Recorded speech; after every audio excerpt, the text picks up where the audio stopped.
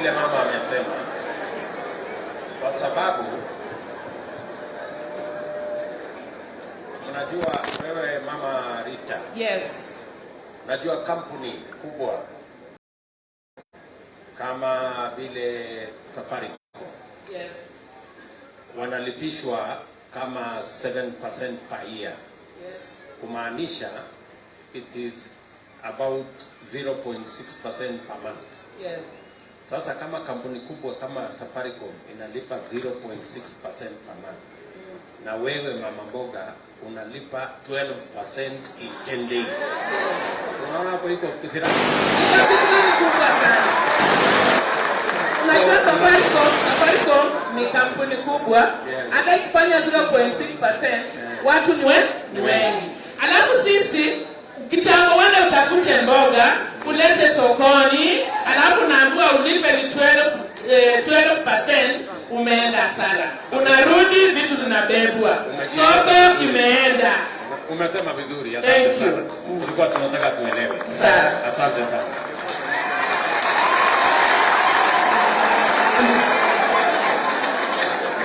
Asante sana Dan Hadambi, tafadhali. Alafu nitaomba kila mtu tumpe nafasi yake. Dan Hadambi.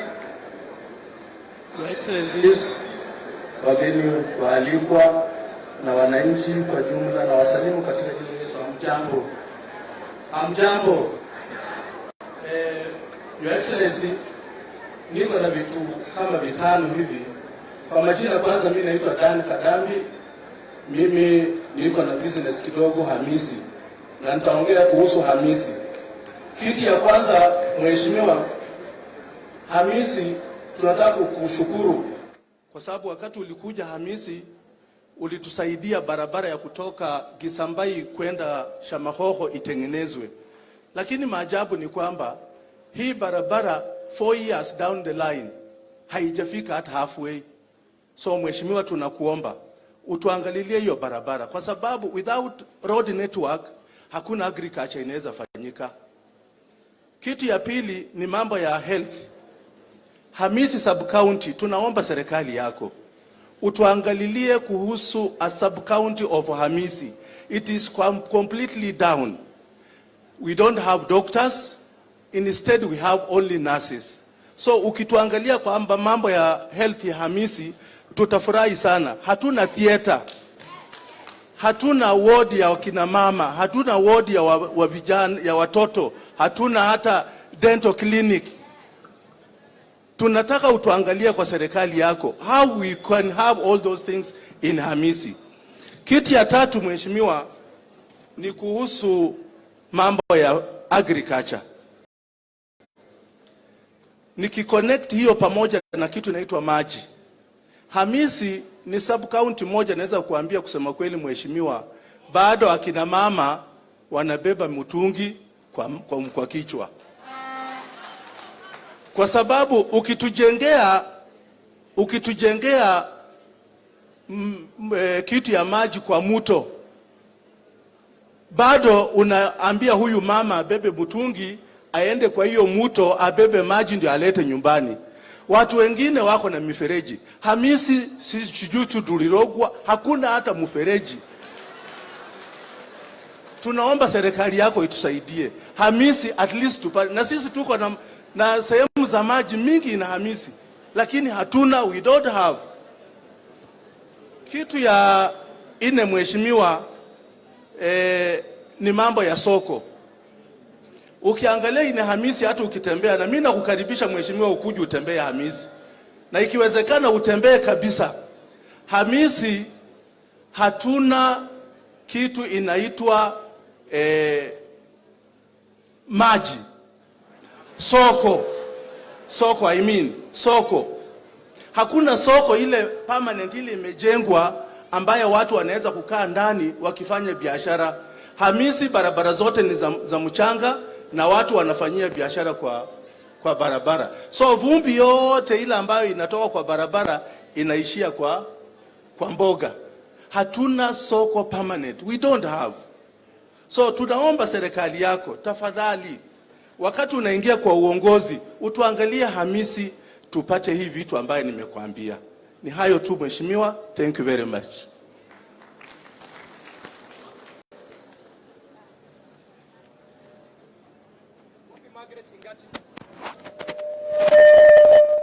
Wapi?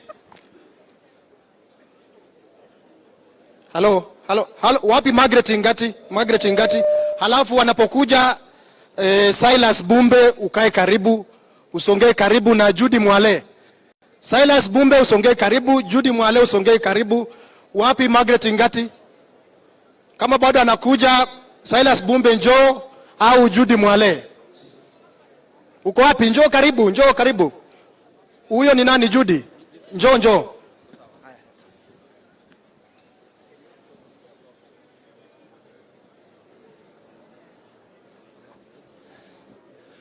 Your Excellency, mwana yetu hana protocol all observed. Mirembe mosi. Wananchi wa Vihiga hamjambo. Mimi ni mama mkulima wa ndizi. Kidogo, Your Excellency, nilianza hizi miradi kama mama mjane. Na nikaona hata wengine wana shida kunishinda. Nikawaweka ndani. Niko na vikundi Vihiga County yote. Muhaya, Luanda, Sabatia, Hamisi na Vihiga.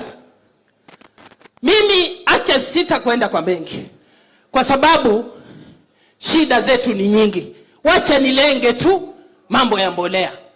Ndizi zetu hasa tissue bananas tunatumia mbolea ya kienyeji. Na ng'ombe za kienyeji zinahitaji kula ndio tupate mbolea ya kutosha. Ningeomba tu understanding rice. Ukinipa 30 grade cows, nipeane 5 Muhaya kwa vikundi hawa mama wajane, Hamisi, Sabatia, Vihiga, we shall be better off. Hiyo ndio bottom up. Raisi, nimetamani nikuone tu kwa macho. Haki Mungu ni wajabu. Mwana hana masaa ya kulinde. Umefanya uamuzi bora. Hallelujah. Women rep wetu wawe hai mama Dagala. Aku utanzi vilambao, ongana ku. Unifikirie. Mungu awabariki sana. Judy Mwale. Moja kidogo mama. Jina yako ni Margaret? Judy Mwale. Mwale. Yes. Umetuambia kuhusu mambo ya ndizi ya tissue banana. Yes. Ni mbolea. Na muko na soko ya kutosha ama muko na mahali pa kuuzia? Munauza ikiwa ripe, munauza ikiwa kuna njia yoyote ya kuongeza dhamana ile inaitwa value addition, ama mungependa ifanyike namna gani? Mimi nimetamani sana muradi machine. Unajua niliwahi kula mikate zimegandwa na ndizi, crisps za ndizi. They are the best, the sweetest. Nimetamani hiyo kitu. Ndizi Vihiga hazitutoshi. We don't even have enough to export because of lack of production. Mbolea, bila mbolea hatuwezi. Hata sasa na hii mvua kinipiga jeki utasikia. We shall have bananas.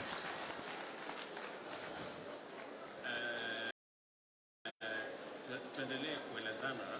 So production, kuongeza production. Value addition ni shida ingine. Alafu pengine ule jamaa alisema hapa kutoka Hamisi, mahali pa kuuzia, soko pia ikiuzwa barabarani iko na matatizo yake. Soko ikipatikana imejengwa mahali pazuri, mahali pa kuuzia, hiyo biashara inaweza kwenda mbele. Sinamna? Kiasi transportation, I forgot about transportation. In fact, I'm about to ask you for a ticket. Kutoka Muhaya. Wateka nini bwana? Nina shida. Hizi za kutoka Muhaya. tupitishe barabarani. And you know products za kwanza zilikuwa za mama wajane. First they are neglected even in the community. Ndio liona nikaanza kuleta wengine watufundike. We are having a problem of transportation na manure, and it's hard even to put food on the table. Market, I don't mind. If I get a pickup, I'll even take to your place in Kapsabet. God bless you. Asante sana mama.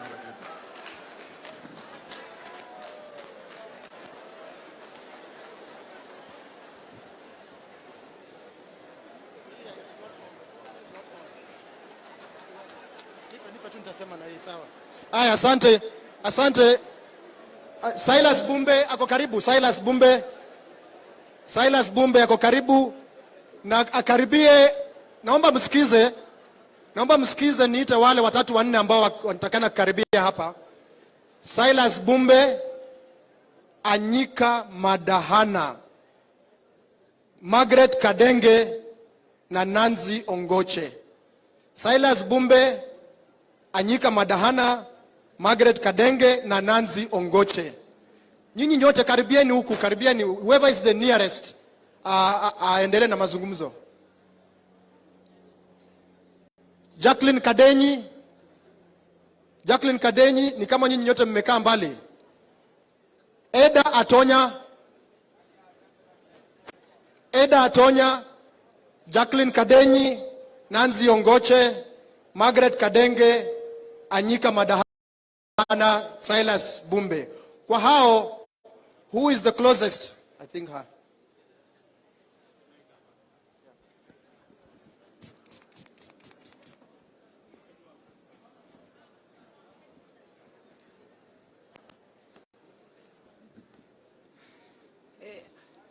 Namsalimu kwa jina la Yesu Kristo. Habari zenu wote?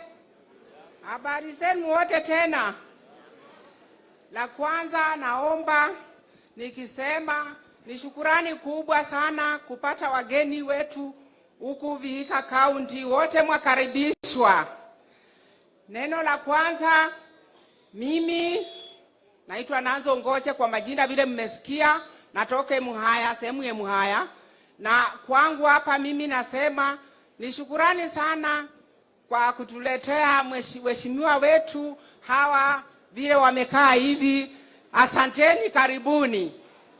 Na ninaomba hivi mheshimiwa, mkiwa nyinyi wote mtusaidie hivi hapa kwetu hapa Vihiga, vile tunalemewa kweli sisi kwa wamama wachane, tunalemewa kwa upande wa hiyo table banking vile wa data wetu amesema.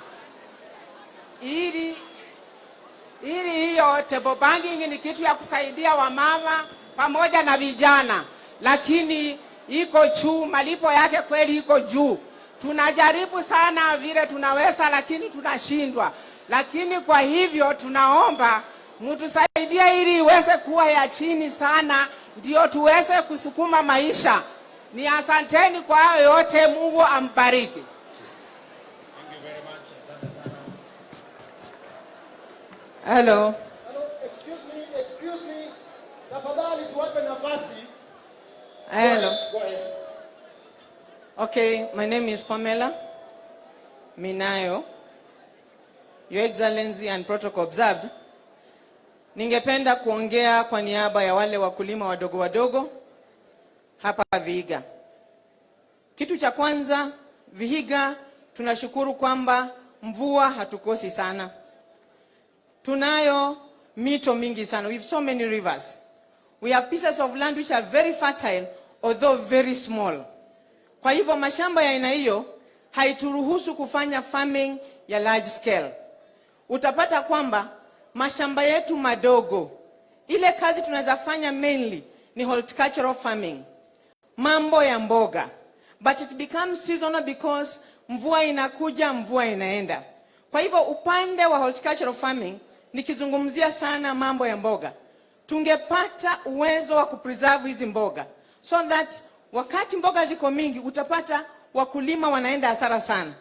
Lakini ikiwa they will be preserved, utakuta kwamba they can be sold during the dry season, ambapo tunakuwa na uhaba wa mboga, matunda na vitu vingine.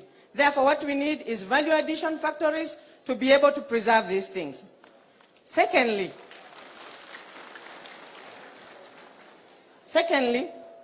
sisi watu tunapenda kuku, ingoho. Na tunajaribu sana tunafuga ingoho. Sawa sawa.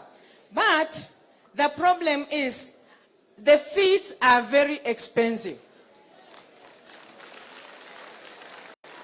Therefore, if we can get factories that can be able to make feeds so that the farmers can get at a lower cost, we are going to produce enough chicken, and not only for our use. Tungependa pia tufanye biashara so that we can get market. You look for market outside. We can be able to export our kuku. Tuwe wafugaji na wauzaji wa kuku kutoka Vihiga County.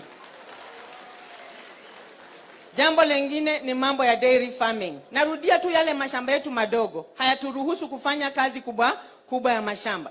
Therefore, if we can invest in dairy farming. Na hakuna vile tunaweza fanya dairy farming kama vyakula ni bei ghali sana. Kwa mfano, gunia moja ya dairy meal is 5,000. Mtu akiwa na ng'ombe watatu, hiyo gunia ataichukui siku 3. Imeisha.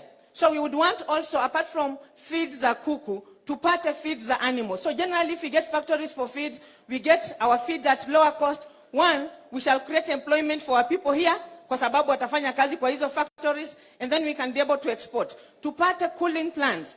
Watu wana maziwa unapata, wengine maziwa yao madogo yale, hata hawana mahali pa kuuza. So if we can increase our production, we can be able to sell our milk. Then, lastly, my colleague talked about it, mambo ya table banking. Table banking, we are not actually so serious about the percentage, but the money is not there. If we can get money for table banking,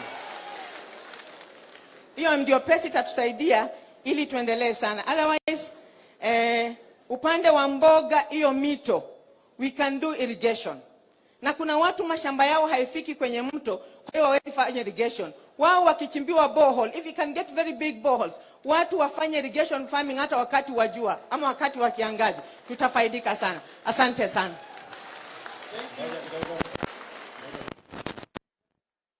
Ili wale watu ambao wanachukua hizi notes wapate kuelewa zaidi. Umesema jambo lingine tena kuhusu mambo ya table banking. So apart from the interest being high, unasema pesa ile iko kwa kikundi ni kidogo. Umesema hivyo, sio? Wacha niwaulize, hii pesa ya kikundi mara nyingi inatoka wapi? Mainly the contribution from members. Yes. Wanapeana shares. Kwamba because of the poverty index being high, pesa yenye wanatoa upande wa shares inakuwa kidogo sana. Kwa hivyo mtu hatawezi kopa pesa ya maana ya kuanza biashara. Utapata kidogo ile anakopa, anaenda kuweka kwa chakula nyumbani.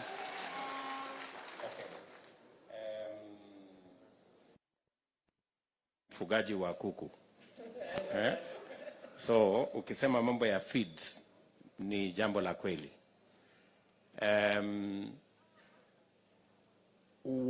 What in your opinion, kwa sababu unaelewa ya kwamba most of the ingredients ya chakula ya kuku na ng'ombe inatoka nje, is imported. Are you people ready tukiwapatia seeds muweze kukuza hiyo products ambazo itatusaidia kutengeneza animal feed? Wananchi wako tayari wakipewa seeds.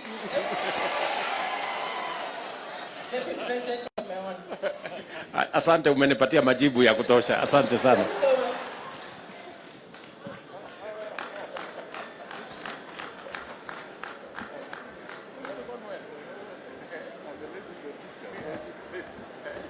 Asante. Thank you very much, Mama. Asante. Okay.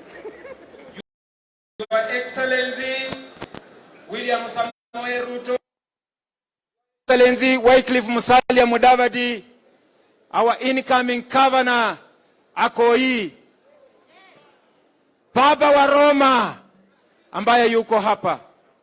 Asante. Langu ni moja tu. Jina ni Robert Atochi. Natoka sehemu ya Hamisi, ward ya Banja. Your Excellency, tumesoma manifesto zenu na ni ya kuridhisha sana. Mnataka wananchi wale ambao wako pale chini waweze kuinuliwa na wao waweze kukuja juu. Sehemu yetu ya Hamisi, tusitanganyane. Mheshimiwa Musalia Mudavadi ulisema tusitanganyane. Na hilo ni jambo moja nzuri sana. Your Excellency, Hamisi ni sehemu kubwa sana. Tunakuomba utakapopata serikali hii na unaenda kuipata, jambo la kwanza utufikirie watu wa Hamisi, maana ukienda Emuhaya wamekawanya mara mbili. Ukienda Vihiga hii tunasabatia na Vihiga. Hamisi wakati wanatangaza nafasi za kazi, mtoto anatoka kule Muhudu kufika Hamisi anakuta walichakuana polisi tayari wamemaliza. Mtoto anapokuja anataka administration kutoka kule Isiki huko chini anakuta wamemaliza. Na ili maendeleo ifikie mwananchi wa kawaida kule chini, lazima tu create job position, tukawanye. Hiyo tutakuwa tumeunda serikali nafasi ya kazi kama ni Hamisi East na West, itakuwa ni vizuri sana. Mheshimiwa Jimoso, umefanya kazi yako ni nzuri. Wacha tukubali tukawanyishe, mbunge mwingine ukue huku na mwingine akue huku. Mungu awalinde sana. Asante. Asante sana. Mwalimu Helen Oyalo, Mwalimu Nebat Isambe, Mwalimu Agri Osogo. Kwa haraka nani wawili, mwalimu mmoja wa primary section, mmoja wa high school, mmoja wa university. Kwa haraka hao, Mwalimu Helen Oyalo, Mwalimu Nebat Isambe, Mwalimu Agri Osogo. Kwa haraka tafadhali.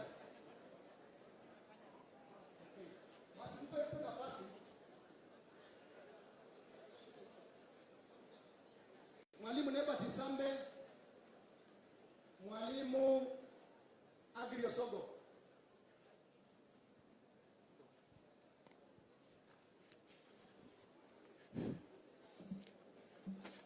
Thank you, Your Excellency, and the guests and the people of Vihiga. My name is Isambe Nebat, representing teachers.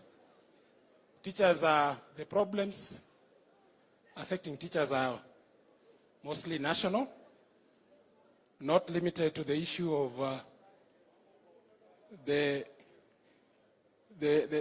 currently we have the non-monetary collective bargaining agreement.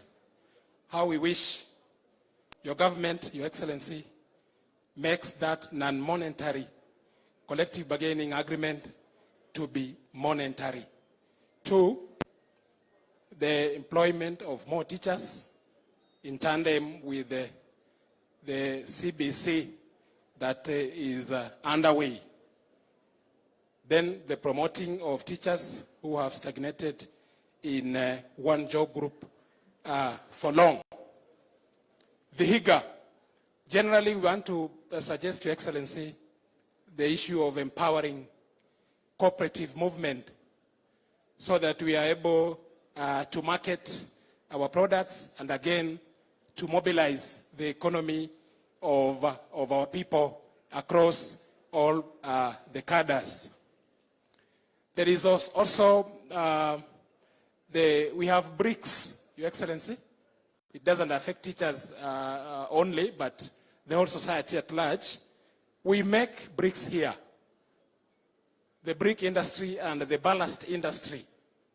How we wish you also look forward towards empowering that area in terms of getting a market and again mobilizing those, putting more money towards that sector so that is able to empower our people. We have the aspect of the stadium. Kakamega, they have a stadium. Your Excellency, the stadium has been a mirage. Our youth and our people, we don't have a place where we can go for recreation, a standard place, how we wish again, as a county, we look forward towards that so that our students, after school, they can be able to exploit their talents along that area. The issue of petty trade, empowering the mamambogas, empowering the wale wa vinyozi, I think it has been emphasized how we want to traverse in ensuring that we empower our people, the borders, so that all of us are able to move towards the same direction, empowered. Thank you very much. Thank you, Mwalimu Osogo. Yes.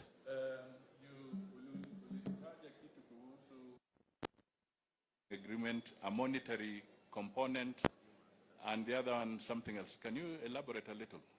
Well, I'm a trade unionist, and while the teachers were negotiating with the government,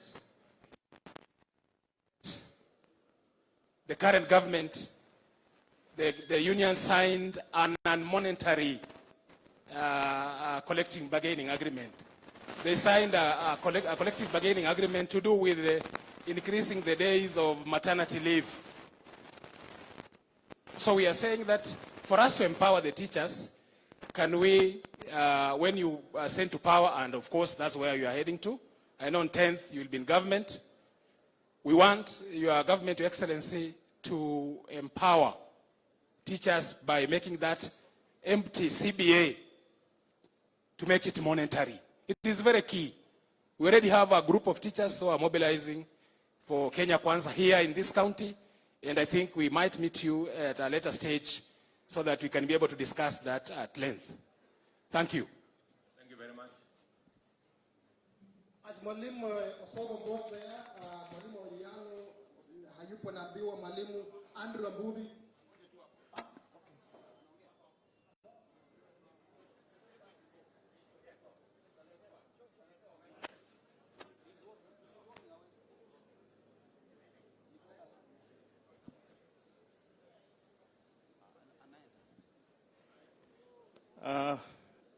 All protocol observed.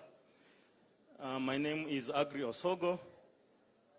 I'm a lecturer at Kibabi University. I'm going to talk about two things. I'll talk about university education because that's where I'm domiciled.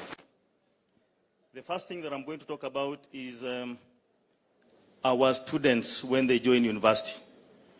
And one of the things that I've realized is that the amount that the government is giving in terms of HELB loan is very low.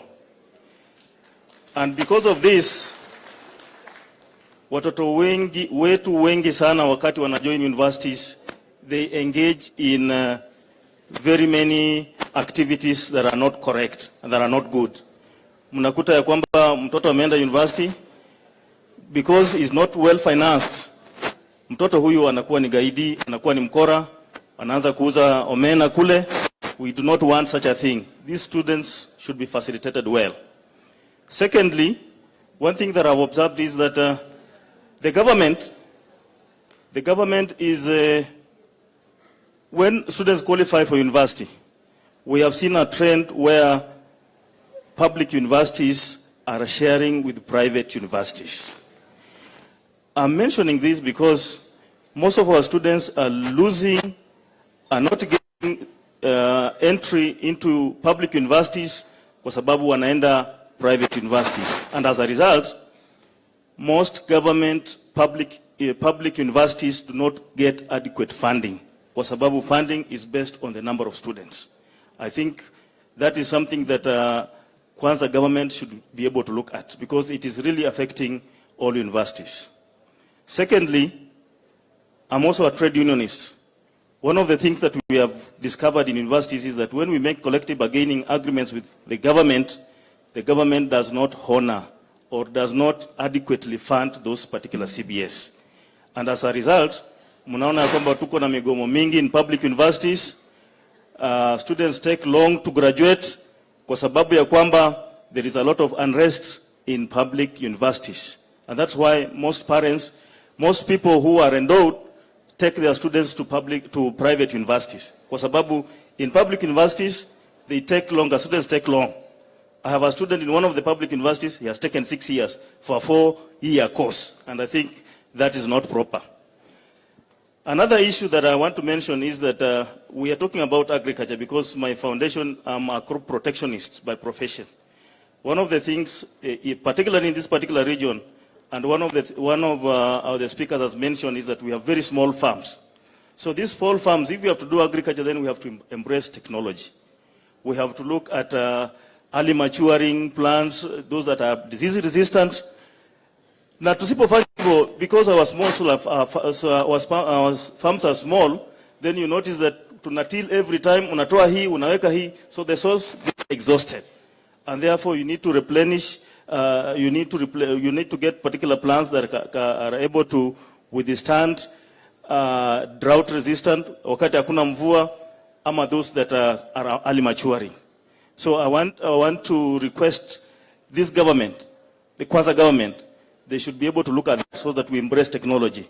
Hakuna haja ya kufuga ng'ombe ambayo inakupatia kikombe moja, imezana inakupatia kikombe moja ya maziwa, si ndio? So we should be able to get those particular animals that can give us more milk. So we need to embrace technology in agriculture. That is what will be able to help us. Secondly, wengi tunakuza mahindi. Na hii mahindi, we also lose a lot of maize during post-harvest. Yeah? Kwa sababu ya viwavi, kwa sababu ya weevils. And therefore then it is important that we need to enhance our storage capacity by making sure that we have maize, we improve on post-harvest technology. So nataka ku request this Kenya Kwanza government, as they come in, they need to look at that. Kwa sababu without embracing technology, then we may not be able to move far in terms of our agriculture, the way we farm and the way we till. Thank you very much. Sorry, Mr. Osogo. Yes. You are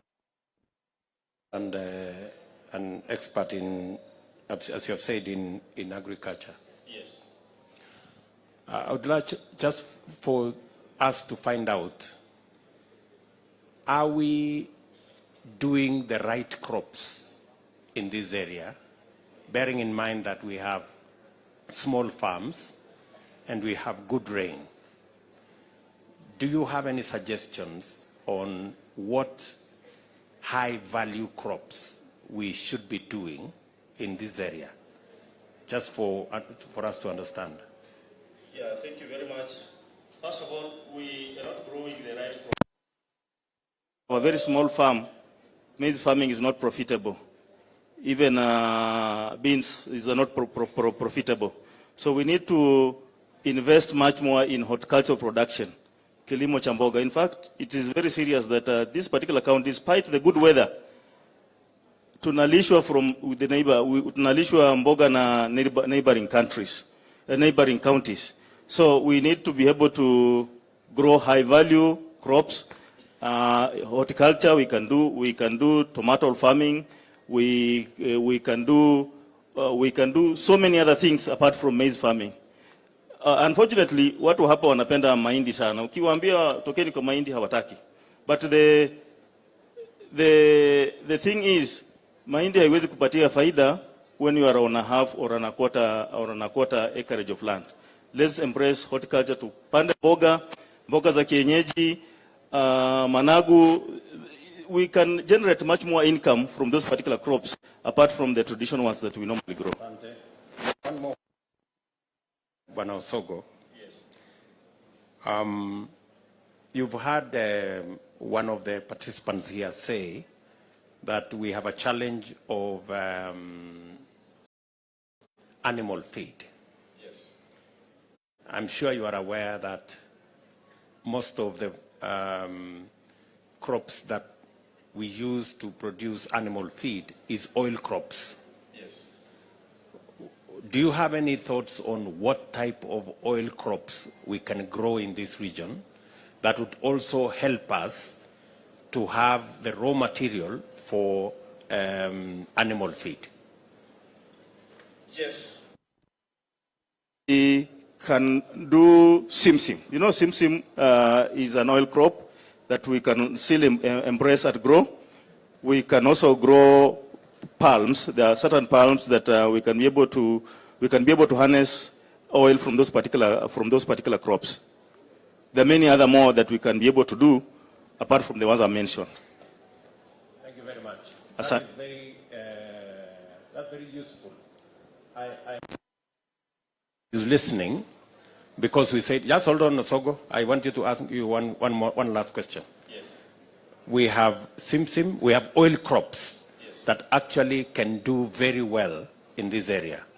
Yes. It will not only give you more money, yes. but it will also give us the raw material for animal feed, yes. for our cows and for our cuckoos, yes. and we can reduce the cost of feed that was being said by Mama somebody here. Yes. Let me ask you one final question. Yes. You have suggested that we go to grade cows that can give us 10, 15, 20 liters, right? Yes, yes. But as a professional, how do you juxtapose that with the tradition of bullfighting? Because you are aware that the great cows are not good at bullfighting. So how will you? How do you? What suggestions do you have? Thank you. I think we must have a balance. We must have a balance because, you know, they say that traditions die hard. It is not possible that we can do away with bullfighting. We can also embrace technology by having high-yielding cows.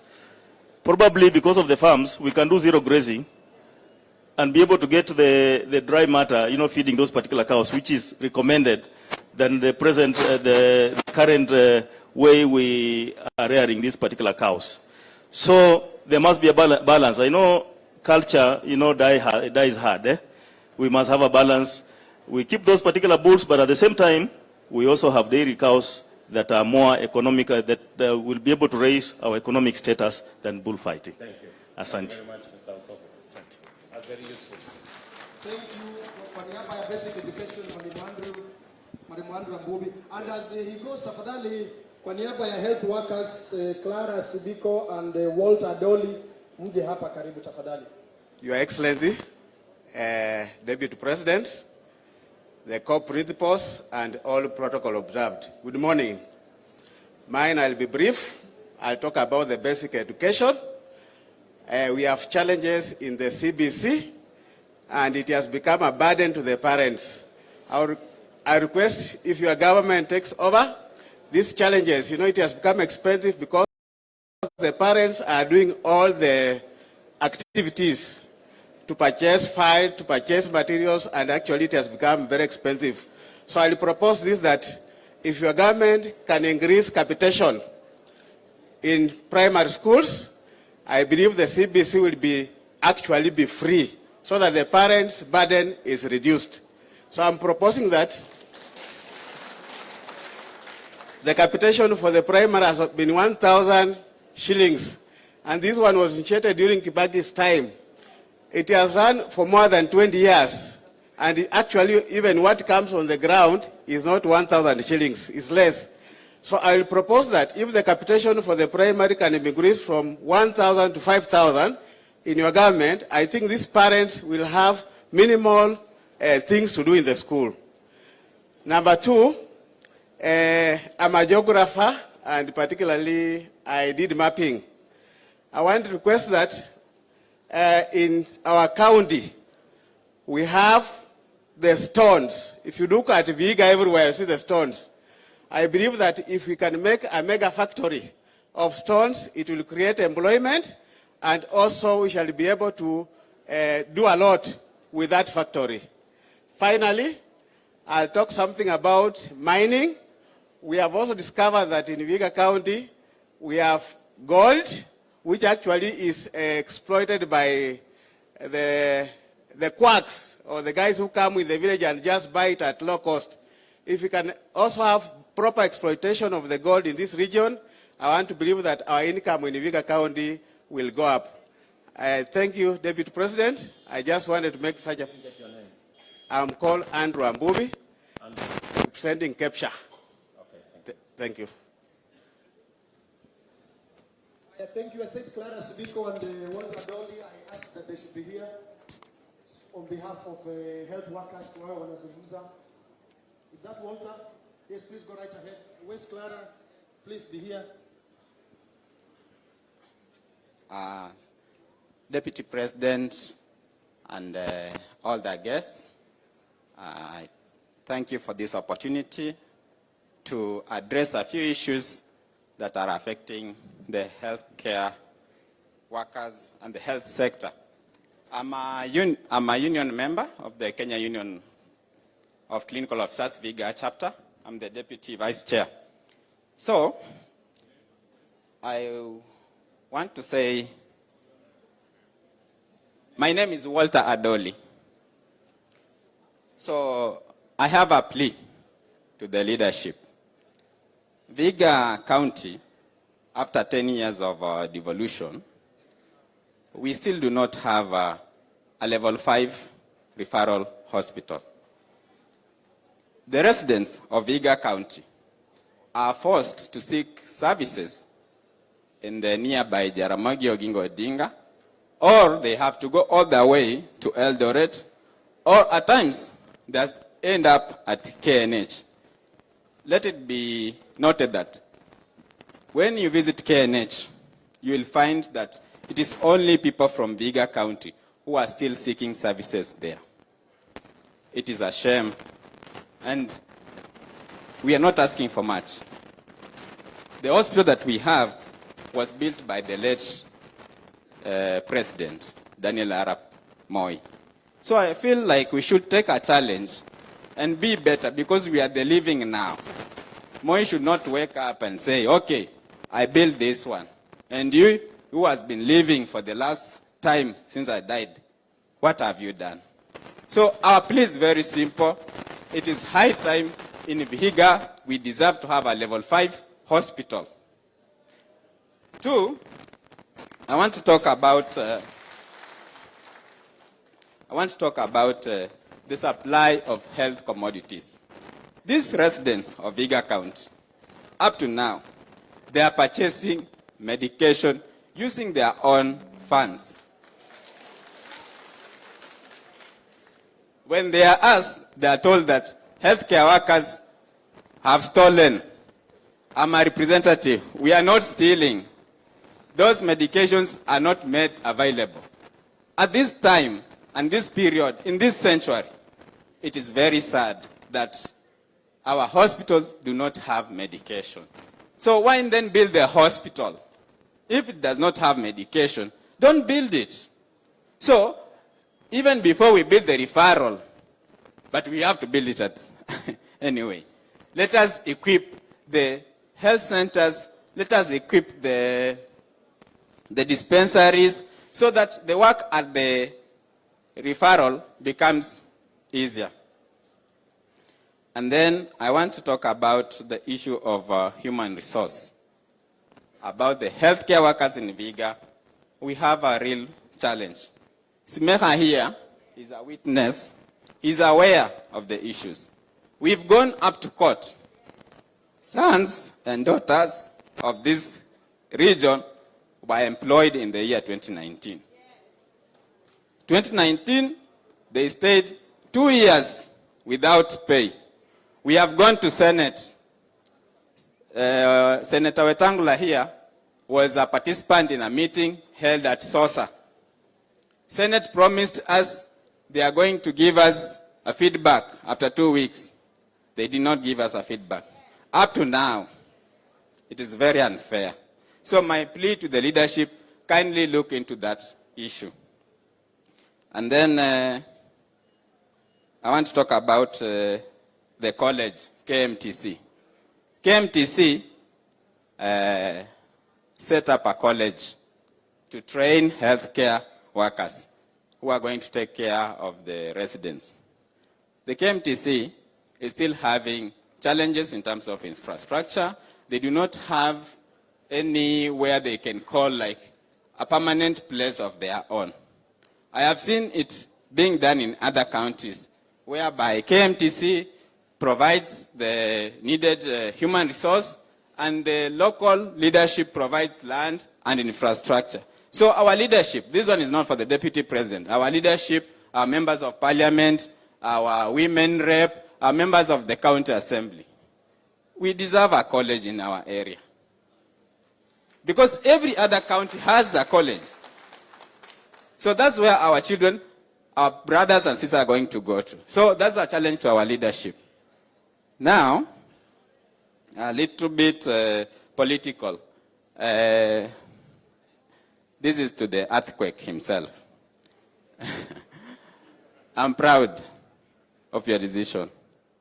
And to the hustler, I have been to Uasin Gishu County, and I want to say that Uasin Gishu County is among the leading counties in terms of health investment. There are like all types of medics and professionals in that county. So this partnership between the earthquake and the hustler should trickle down to us, bottom up, right? So hustler, wakati unatembea na Mheshimiwa Musalia Mudavadi, kindly show him this is how we do it. We want to see it.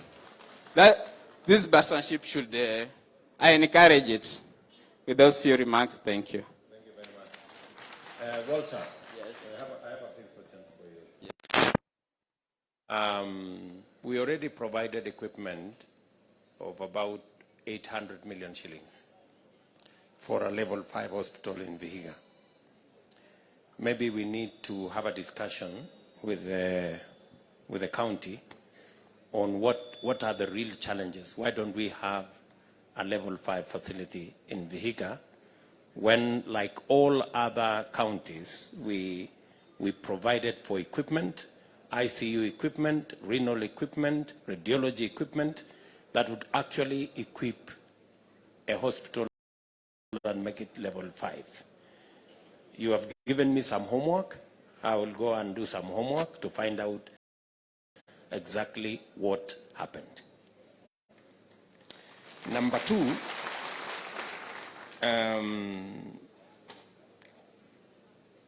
I want to ask you as a health professional, what are your thoughts about the National Hospital Insurance Fund?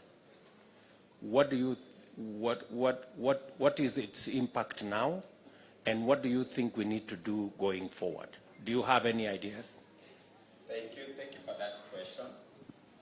National Health Insurance Fund, NHIF, is I would say, for our people. But the challenge that we are having is this, that one, our people are not able to raise the premiums of 500 shillings. Is a challenge. And what makes it matters worse is that without having a level 5 hospital, because these services are offered in terms of levels of hospitals. So you find that we have a patient, yes, wants to access NHIF, but then they have to go to travel. And now when they travel to these hospitals, unapata ya kwamba they have to take care of other needs, vitu kama hivyo. So still, NHIF, I've had a suggestion. There was something about making it that those to raise the premiums for those who are employed, so that it can cover for these others. I don't know how it can work, but if it can be bettered, what I can say, just bettering the NHIF will try to ease the burden of cost. Because our people basically, when they are here, if they happen to fall sick, they're going to sell that small piece of land that is there. And it may not fetch enough. So if there's a way that NHIF can be bettered to take care of everybody, and then these services that we are requiring for NHIF be brought near to the people, it will be much better. Okay. For clarity, you would want NHIF to the reach so that it can get to as many people as possible. That's one. Yes. You're also talking about the premium. Yes. That there are people who may not afford the 500 shillings. Yes. Right? And therefore they fall back, and therefore they have challenges accessing the facility. Yeah. And then are you saying that if you go to a dispensary or a health center, you can't be treated using your NHIF card, even if you have it? On the ground, NHIF, you can only use it at our referral hospital, Mbale. But at the health center level, at the sub-county level, you cannot get services. On top of that, I had forgotten something. There is the non-communicable diseases. Diabetes, hypertension, they are there in our communities. However, you find that for NHIF, it's more of limited in terms of covering for those illnesses. The government tried to put in place the non-communicable disease clinics. If you go to the health centers, if you go to the dispensaries, yes, what we do, we are able to attend to the patients, but they have to buy medication by themselves. So if non-communicable diseases can be covered, and then these drugs are made available in the facilities, it will ease the disease burden in the community. Thank you. Yeah. Thank you, Walter. Thank you.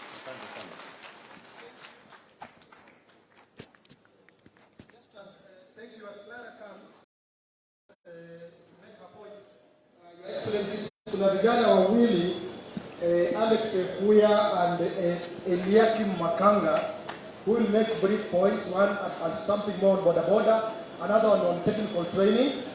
Alafu, we will just have two people, that is Archbishop Patrick Lehanda and Archbishop Albert Obede on the religious sector. Alafu tutamalizia na mzee John Ball kupeana vote of thanks. In that order. Thank you, Clara. Good afternoon. Dr. William Ruto, Honorable Musalia Mudavadi, Honorable Wetangula, all honorable members and invited guests, good afternoon. Okay, my name is Clara Asibiko. I'm here to present matters on public health. Public health is key worldwide, and mostly I'm going to talk about in Kenya. Public health, it includes disease prevention, kuzuia magonjwa. Public health also includes promotion, which we're supposed to do promotions in all communities and all areas, how to prevent diseases. And then public health also includes treatment.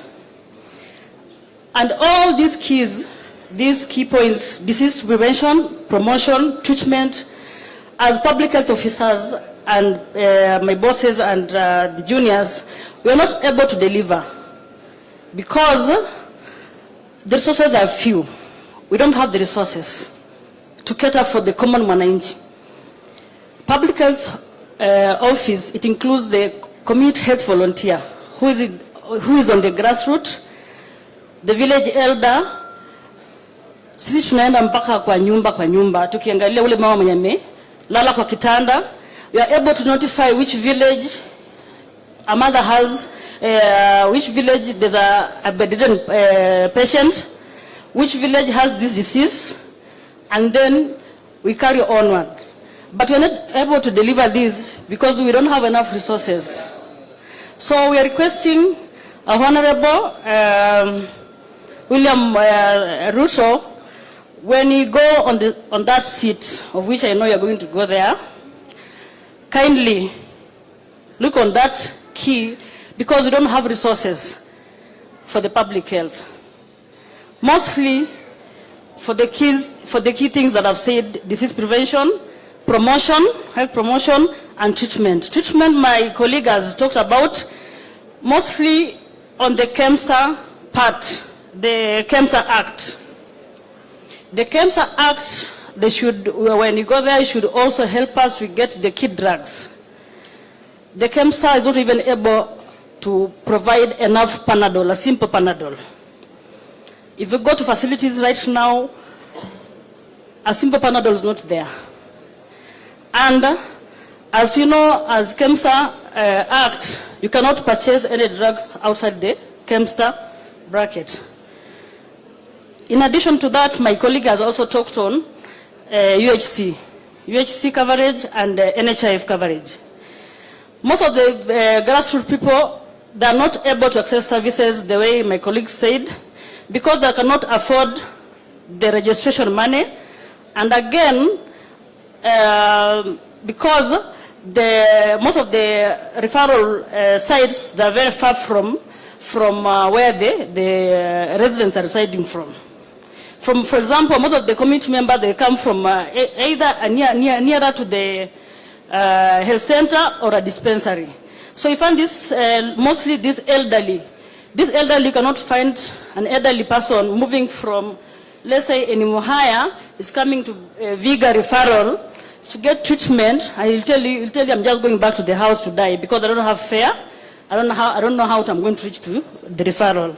And then I think is accessibility. Sorry, we need to make sure that accessibility and referrals. Most of our mothers, they live at home, and we get maternal deaths because we don't have a good system of referral like ambulance. In Vihiga County, if I can tell, maybe you have 3 ambulances or 2. And you find a mother coming from the interior delivering at night. And most of the mothers they deliver at night. You find this mother is going to deliver at home, and the mother complicates, and the child dies, and the mother dies. That's a maternal death. So we are requesting if you can get more ambulance in our county. And then again, the level 6 and level 5 referral, as my colleague said, we don't have in Vihiga County, and I'm just requesting to all counties we should have level 5 and 6 for better services. And then for a better economy and productivity nation, a good productive nation, and all those things, public health is key. We need to prevent from the grassroots kindly. And if you don't prevent from the grassroots, we are going to have so many patients at the hospitals, which the clinical officers and the other staff are not going to be able to manage. At the moment, the CHVs are doing treatment on the household. They have you have issued them the drugs for malaria, RDT for testing the malaria, but they don't have even equipment, even the simple gloves they don't have. And referring the patient to the hospital is also a problem.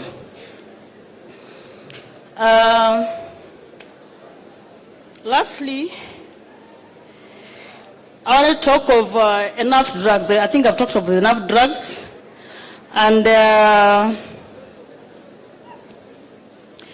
another thing, Tena, is most of the health workers, I don't know if my colleague talked about, if you're not motivated, there's no way you can work better. Most of the health workers are stagnated in one job group. From the time they are employed, they're just working. They've not been promoted. Secondly, there are people who are employed recently, whom their money is taking too long for them to be paid. They've been paid some money, but they're being promised to be paid more money. But these workers, they have families. Kindly, Honorable, kindly, I'm requesting you take us back to the national government when you get there. Because devolution is frustrating us. And when we are frustrated, the patients are also frustrated. So for quality services, for health, we need to go back to national government. And to add in that, I want to thank you for coming in Vihiga County and make a habit of coming to Vihiga County. Thank you. Thank you very much, Clara. As the two young men come, let Madam Joyce Mayodi speak first. Alex,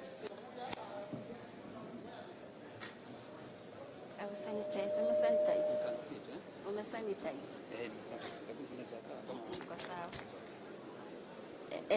His Excellency Dr. William Samuel Ruto, my party leader, Honorable Musalia Mudavadi, protocol observed.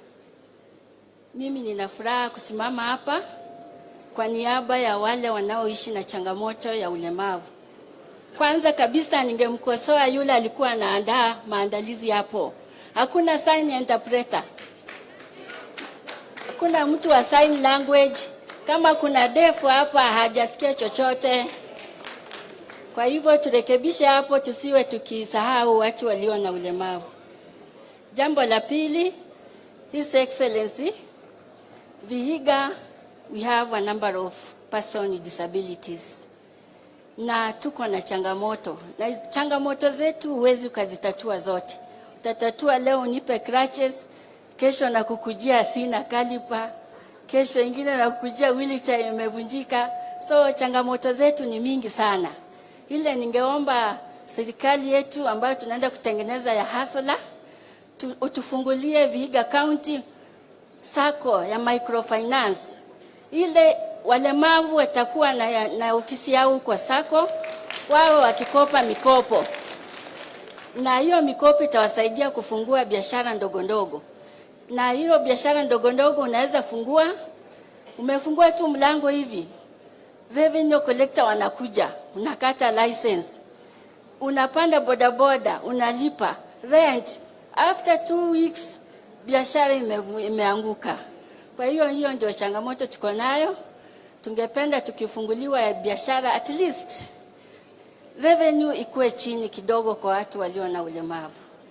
Jambo la mwisho kabisa, Vihiga County, when it comes to 5%, unapata haki yetu haitekelezwi.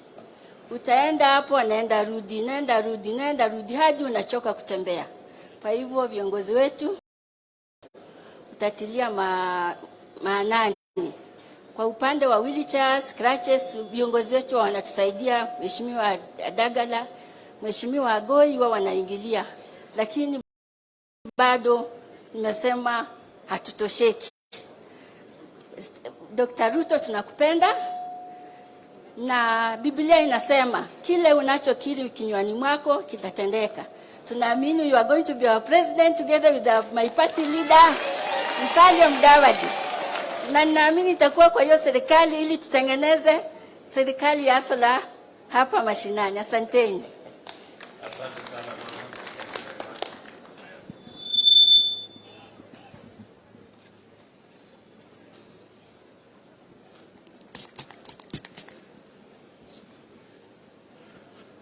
Your Excellency, Deputy President, lakini mimi nimezoea kuita President, nimeanza kufanya practice.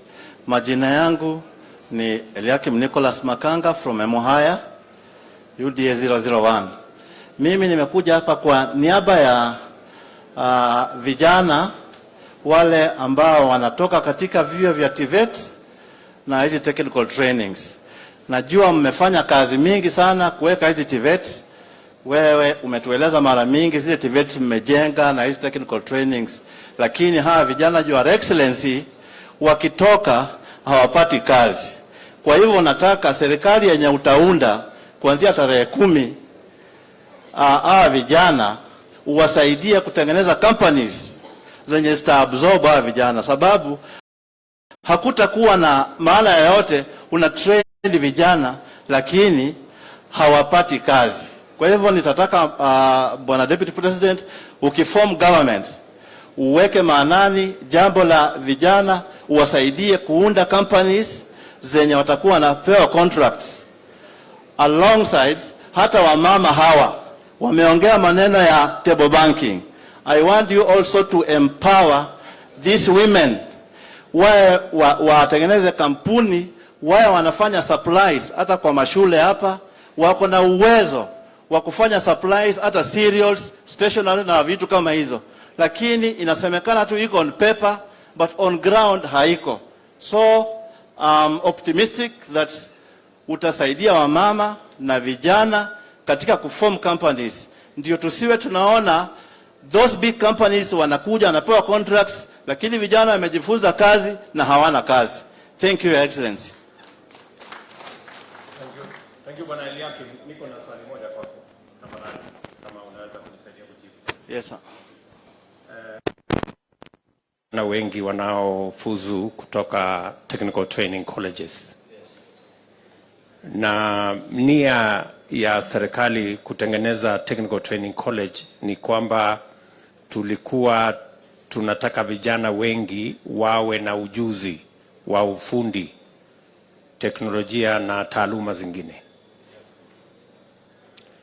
Hapa Vihiga kwa mfano, tuko na changamoto kubwa ya ardhi.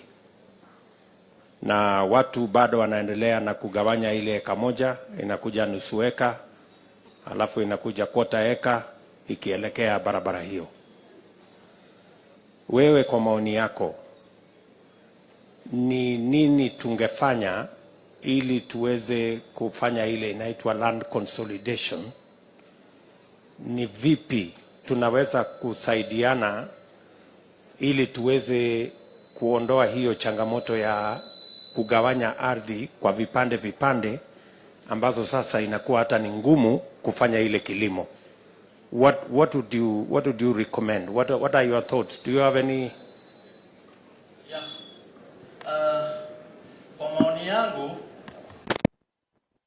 dogo, wacha nianze for example kwa these government institutions. Kuna shule za primary na za secondary. Mimi changamoto yangu ningeomba hata serikali yako ikiingia mamlakani wawache kuspread buildings all over, wakuje na model ya kujenga story buildings so that tunapunguza matumizi ya ardhi. Thank you, Excellency. Bado niko na swali moja. Tafadhali. Vumilia tu kidogo. Asante. Nakubaliana na wewe ya kwamba kwa sababu ya changamoto ya ardhi, kujenga kama ni shule, kama ni hospitali, tuanze kutumia gorofa ndio tuweze kupunguza ile ardhi ambayo tunatumia.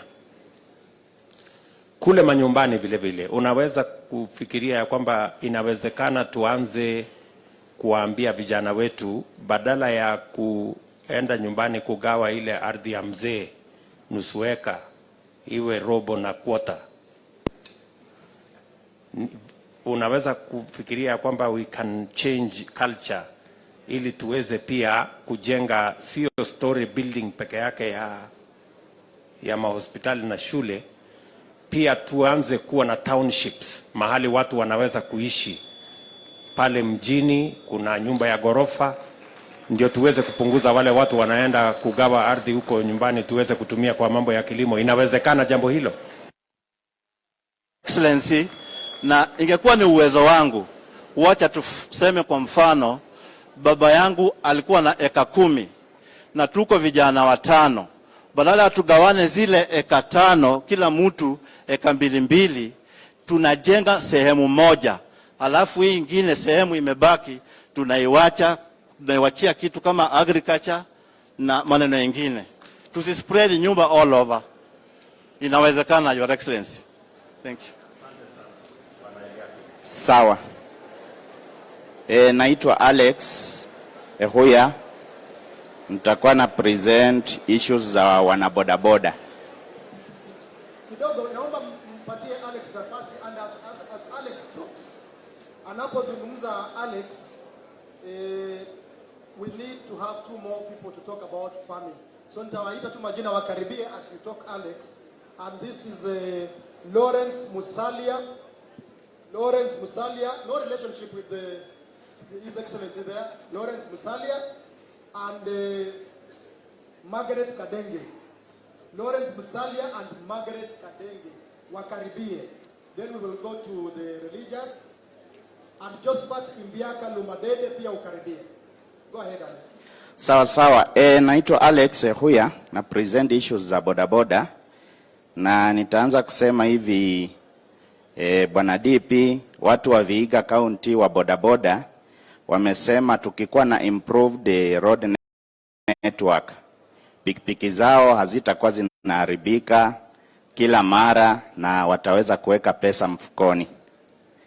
Alafu kitu cha pili wanasema driving schools, most driving schools zenye ziko hapa Vihiga ni private na zinacharge pesa mingi, alafu unakuta tunakosa pesa mfukoni. Kwa hivyo tukikuwa na government driving schools alafu zikuwe affordable, tutakuwa tumesaidika.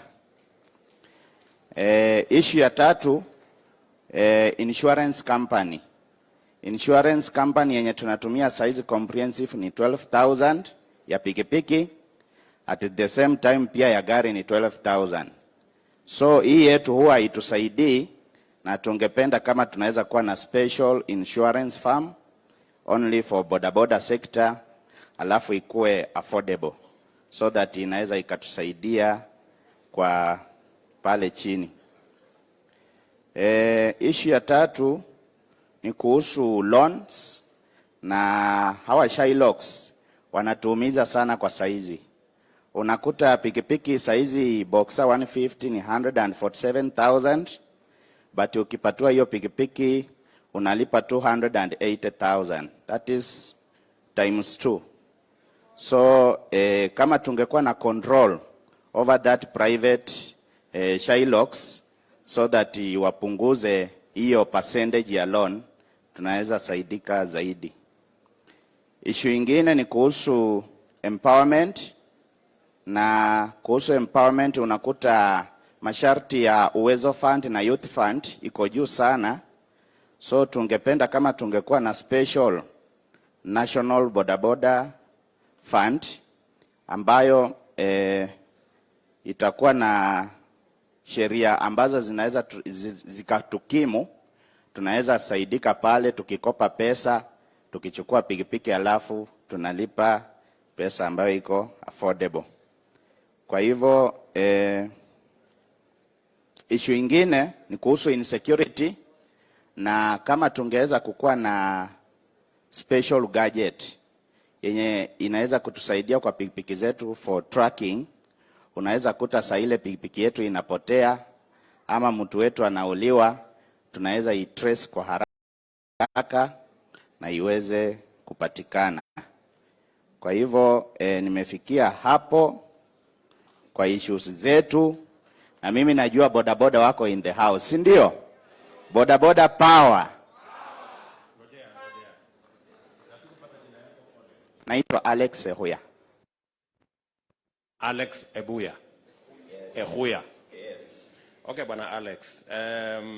Maswali mawili madogo. Mambo ya insurance. Unasema insurance ni shilingi 12,000 kwa mwaka. Ndio. Na insurance ya gari ni karibu hapo pia. Ndio. So mungependa kufanya pengine ile insurance inaitwa pool.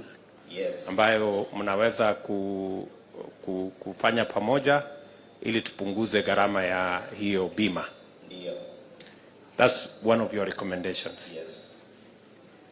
Jambo la pili, ile loan umesema ya 100, ile boxer ulisema inagharimu 1147.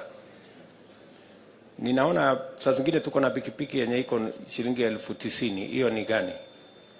Kuna pikipiki tofauti, lakini asofu Vihiga pikipiki yenye inaendeshana na njia za huko, kwa sababu ni milima na mabonde, tunatumia boxer kwa sababu ya nguvu sana. So unasema hii 280,000 ambayo unalipa baada ukichukua loan, ni baada ya muda gani? Baada ya mwaka 1.5. Mwaka 1.5. Ndio hiyo pesa ina double. Alafu pia ukilemewa kulipa, kama umebakisha 30,000 wanakuja wanavuruta, so hizo zenye ulikuwa umelipa zote zinaenda. Na ile deposit pia inapotea. Inapotea. So mungependa hazina ya serikali ambayo inaweza kuwasaidia ili ukilipa kama ni 140, at least kama inaongezeka iongezeke 20,000 peke yake. 20,000 at least tukue tuna hiyo special border fund. Yes. Yenye wanaweza chukua pesa kwa serikali alafu wanajinunulia. Very good. Alafu ya mwisho ni usalama ya wateja wenu pamoja na usalama wenu. Kuwe na gadget ya tracing. Ndio pikipiki ama mwenye anaendesha akipotea inapatikana kwa njia rahisi. I hope our economic team have taken note of the issues this good man has raised. Thank you very much. That's very useful.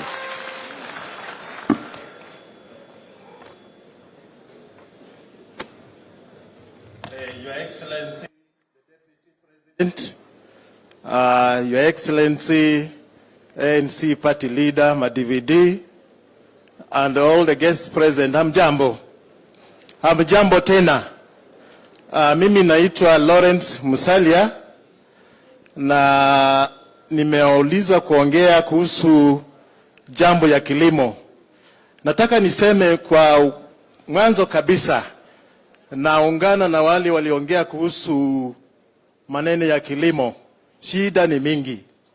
Now, I specifically want to refer to the tea farming in this county.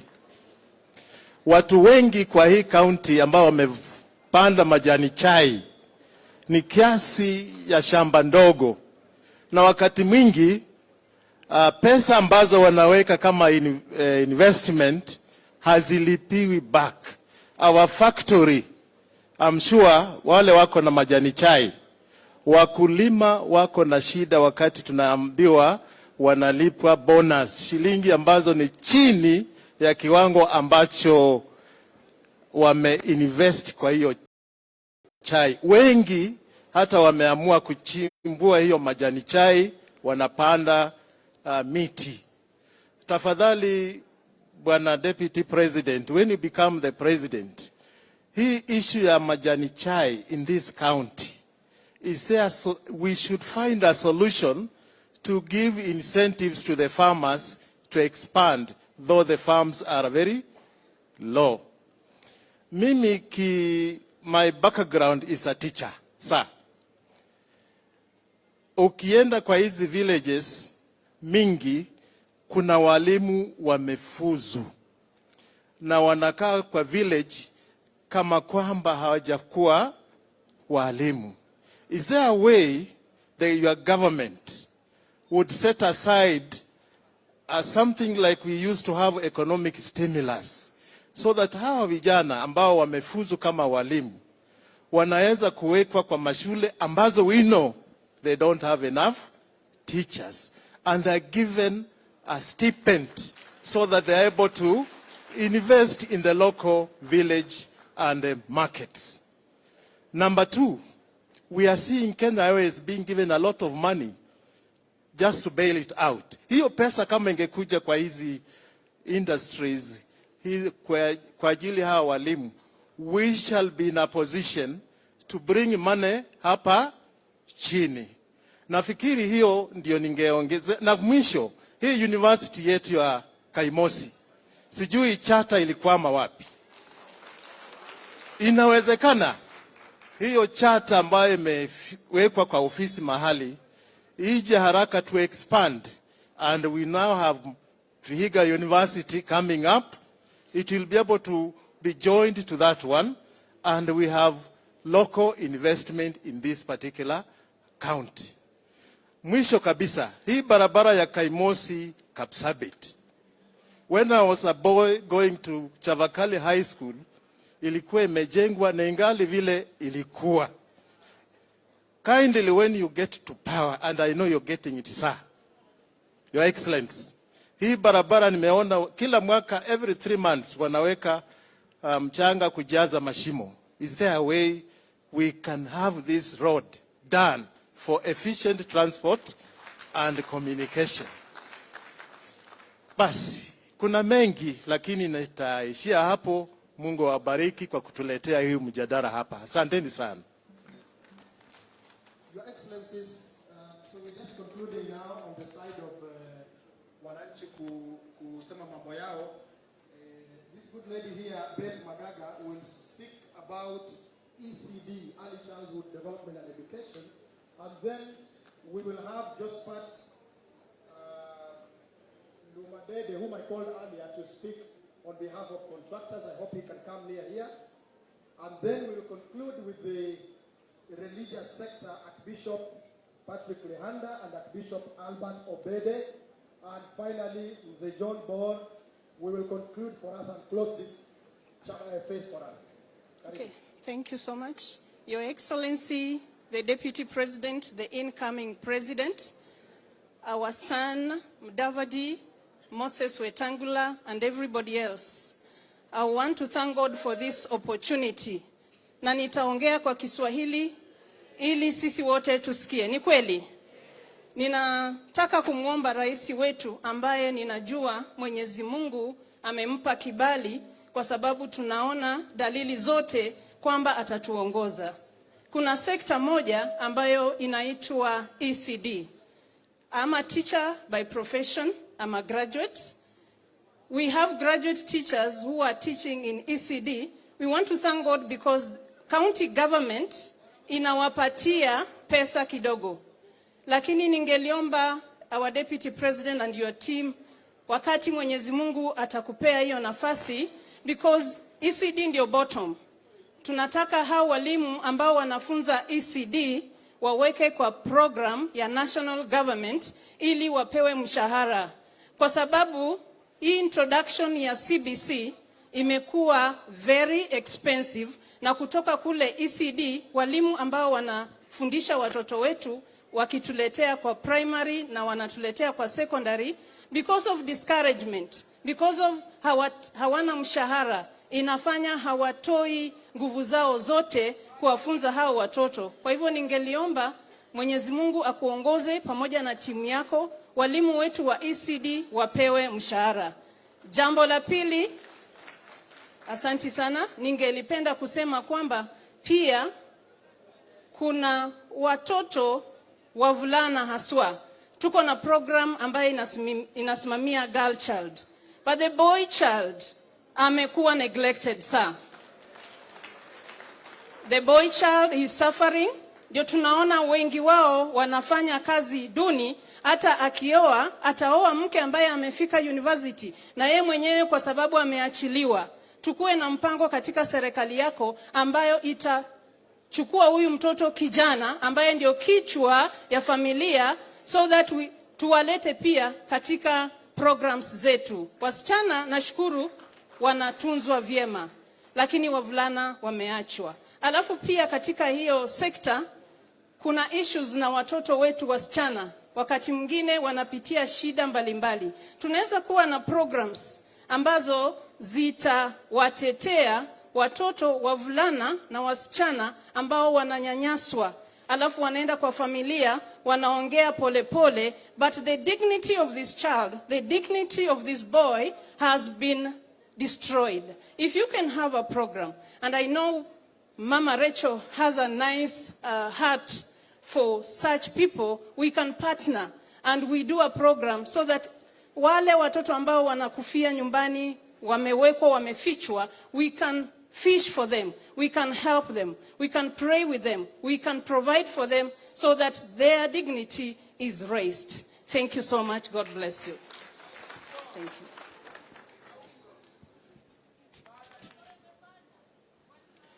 you. Greetings to all, the high table, our Deputy President, our presidential aspirant, Musalia Mudavadi, and the rest of the guests. I thank you so much, and I really thank everyone who organized this kind of forum. Mine, I want to be a bit more practical, in the sense, I'm a contractor. I was subcontracted on this Kisumu-Kakamega highway. Kisumu-Kakamega highway cuts into Vihiga County by more than 70%. I was in charge of developing structures called roadside amenities. We moved basic bottom traders off at Gambogi here in 2018. We demolished their structures. We built better structures. The Chinese initially had planned to do only 8 structures.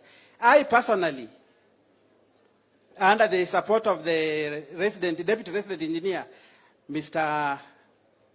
Oscar, we created 64 more stalls. To this day, I've had traders complain here that, oh, there is no market, there is no market. Everyone in this county can see that market stalls lying idle. We have leadership in this county. Why are those stalls not being utilized? Traders are suffering. Traders were displaced. Nobody is operating there. I've gone to the county trade department. Nothing is working. I've approached everything. Nothing is working. We did this road from Mombasa to Kitale. All similar structures are occupied, are running. So our people are crying, yet there are idle structures lying idle. In fact, I would request whoever is in charge, if it's the deputy president or Musalia Mudavadi, from here we go and distribute those stalls to the residents. They start from there. We cannot just be talking and nothing happening. We talk, we cry, yet we have. The little we have, let us utilize the little we have as we wait for more. Because the county government of Vihiga refused to take over those stalls, claiming that they want modern markets. They want a storage market. So even the World Bank people, the Kenya National Highways Authority, wondered, if you have a small vehicle, or a mkokoteni, or a tukutuku, then someone gives you a Datsun 120Y, wouldn't you refuse and say you want a double cab pickup? Let us take those stalls, let's put them to use, and our people gain, and the county will gain. After we have utilized all that, then we can keep on crying for more. But we have what we have, and we are not using it. People are operating in very run-down structures, without the roof, without power, without anything. I personally, as an individual, I connected water free of charge, because it was being handed over during the corona pandemic. And the authority then said, you cannot hand over public utility without water. I connected water. I bought the tanks. But the market is not operating. I want that market to operate. I've gone to the county government to tell them the main contractor refused to pay me because the market was not accepted. They have not done anything. Kindly act on that. We improve from what we have going to whatever we don't have. Dr. Ndi said, anybody can do anything. These residents can operate there, can sell sugarcane there, can sell sukaringuru, can sell anything. But the structures have been shut. Thank you. I don't know if you are booing me or you are cheering me. I don't know. But I'm getting my point clear. I want those market structures operating. Why the county government cannot take them over, I don't know. Thank you.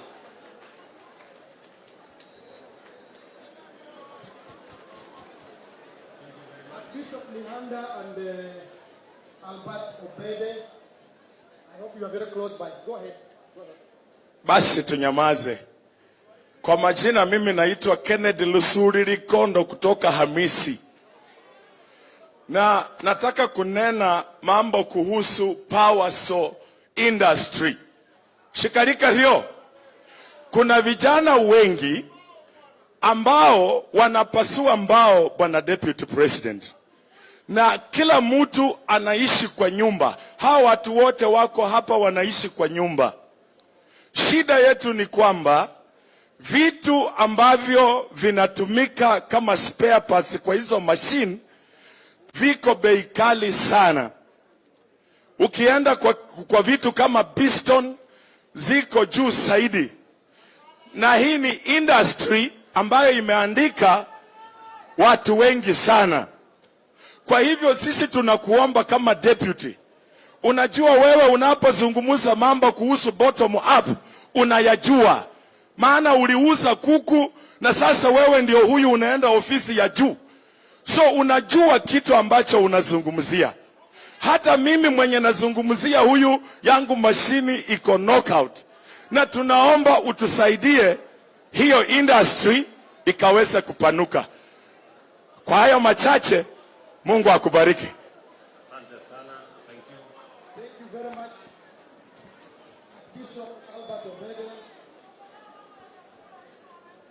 Your Excellency, Deputy President, Party Leader, Musalia Mudavadi, Honorable Weta na wengine wote.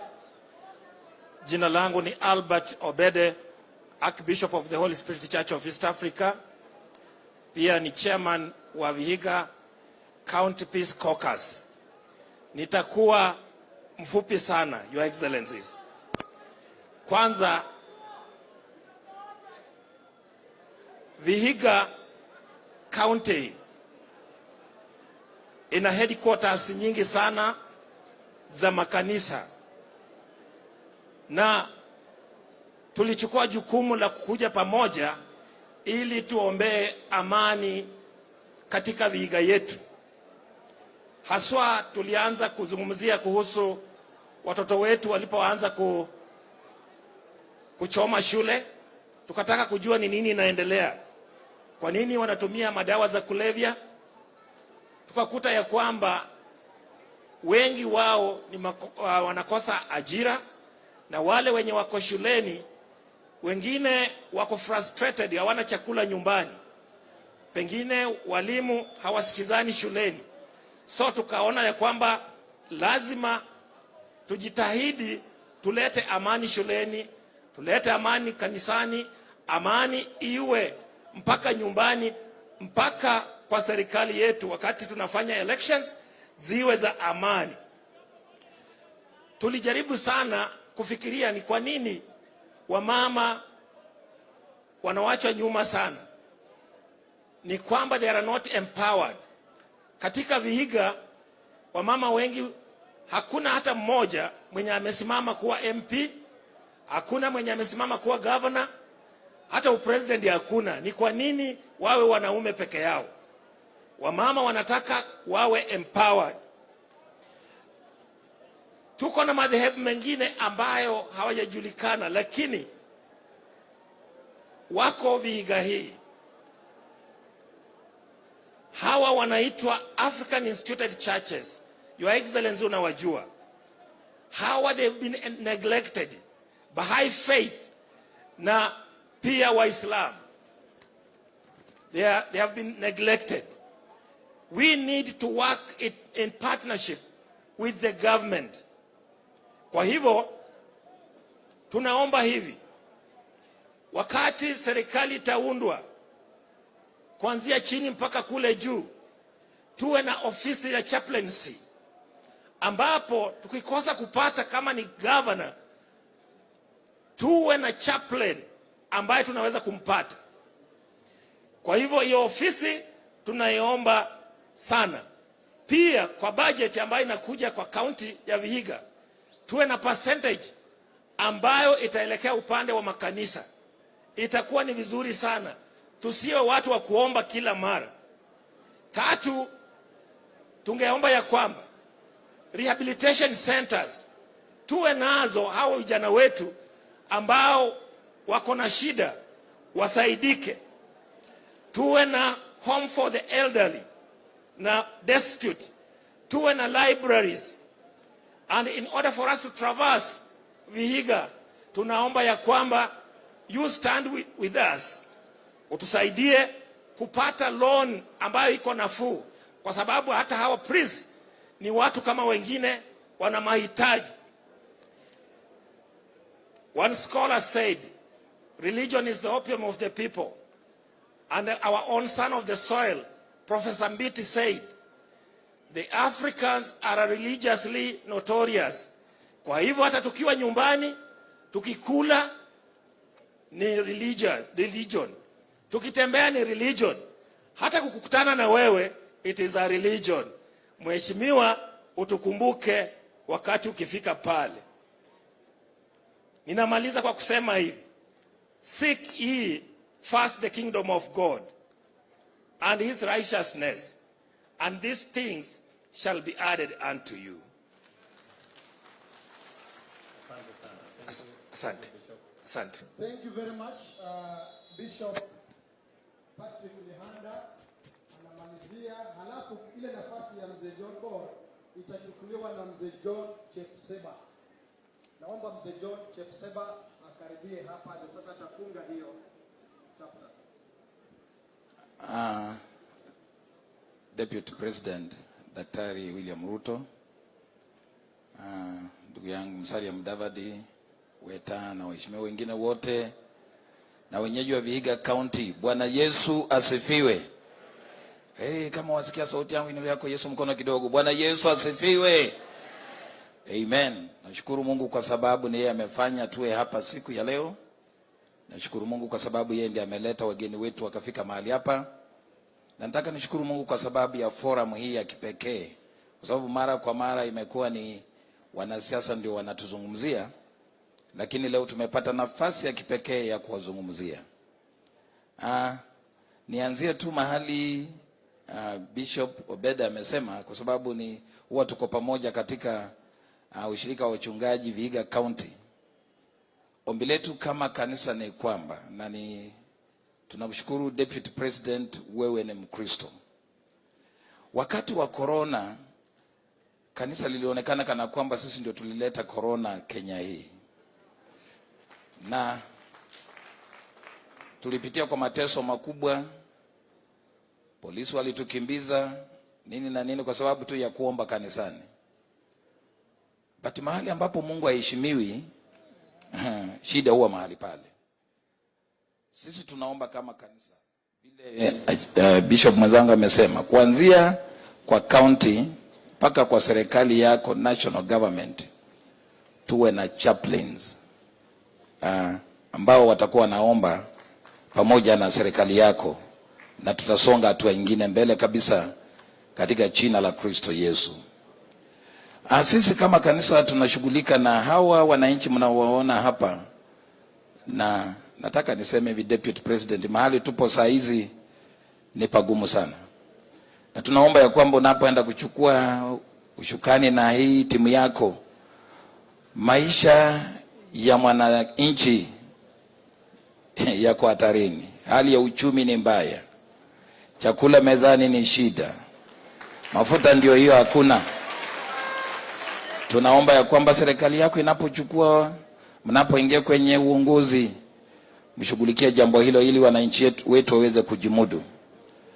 Sisi kama kanisa, shule nyingi, na utakubaliana na mimi Deputy President na timu yako, shule nyingi zimeanzishwa na kanisa hapa Kenya.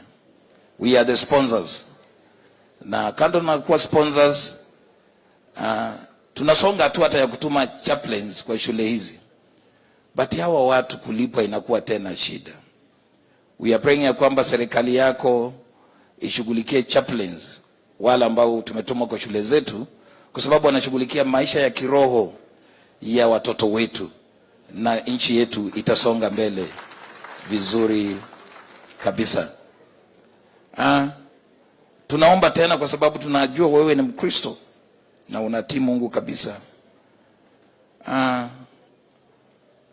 Mambo ya administration, hasa county commissioners kuingilia mambo ya kanisa, tafadhali. Tuna utaratibu fulani ambao unafuatwa, kwa sababu inafika wakati mwingine unapata paka assistant chief ameingia kwa kanisa mahali ambapo hapana shida. Tunaomba ya kwamba tuwe na mipaka so that watu wetu waabudu bila shida yoyote, na Mungu wetu atatubariki kabisa.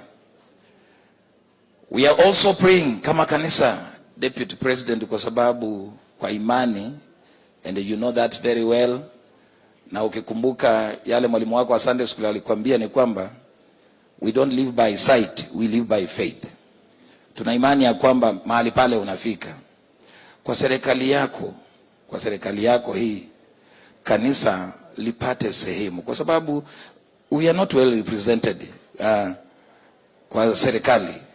At least hata tuwe na idara muhimu, idara fulani inayosimamia mambo ya makanisa ama ya dini, itakuwa vizuri, kwa sababu we cannot do without God. Tusidanganyane, bila Mungu hatuendi mahali popote. I want to wish all of you God's blessings, na kwa sababu mmekanyaga kwa mchanga huu hapa ndio Pentekoste ilianzia kote Kenya, Uganda, Tanzania, wapi na wapi, hapa ndio mama. Ninaomba Mungu awabariki kule mnakoenda, mfanikiwe katika jina la Yesu Kristo. I want to wish you well, na wote ambao tuko mahali hapa, Mungu atubariki kabisa. Tunapowasikiza wanasiasa wetu, tuweke amani tukiomba Yesu atulinde tunapoelekea kwa uchaguzi mkuu unaokuja. Mungu wetu awatende mema. Na mimi kwa sababu ni pastor, I don't want to preach, but nataka nisome ule mstari tu. Deputy President, tena wewe unajua ninakupenda kwa mambo ya kidini, nakupenda kabisa. Nikikuachia hii itakuwa nzuri, itakusukuma kidogo unapoelekea pale mbele.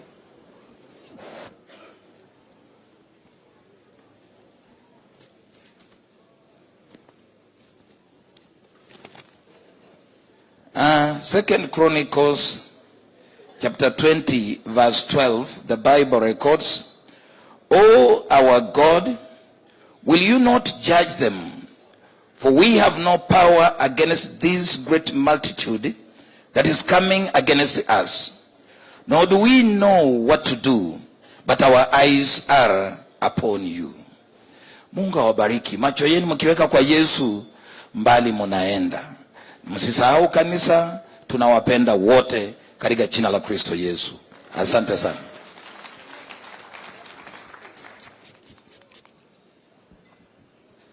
Your Excellency, our Deputy President,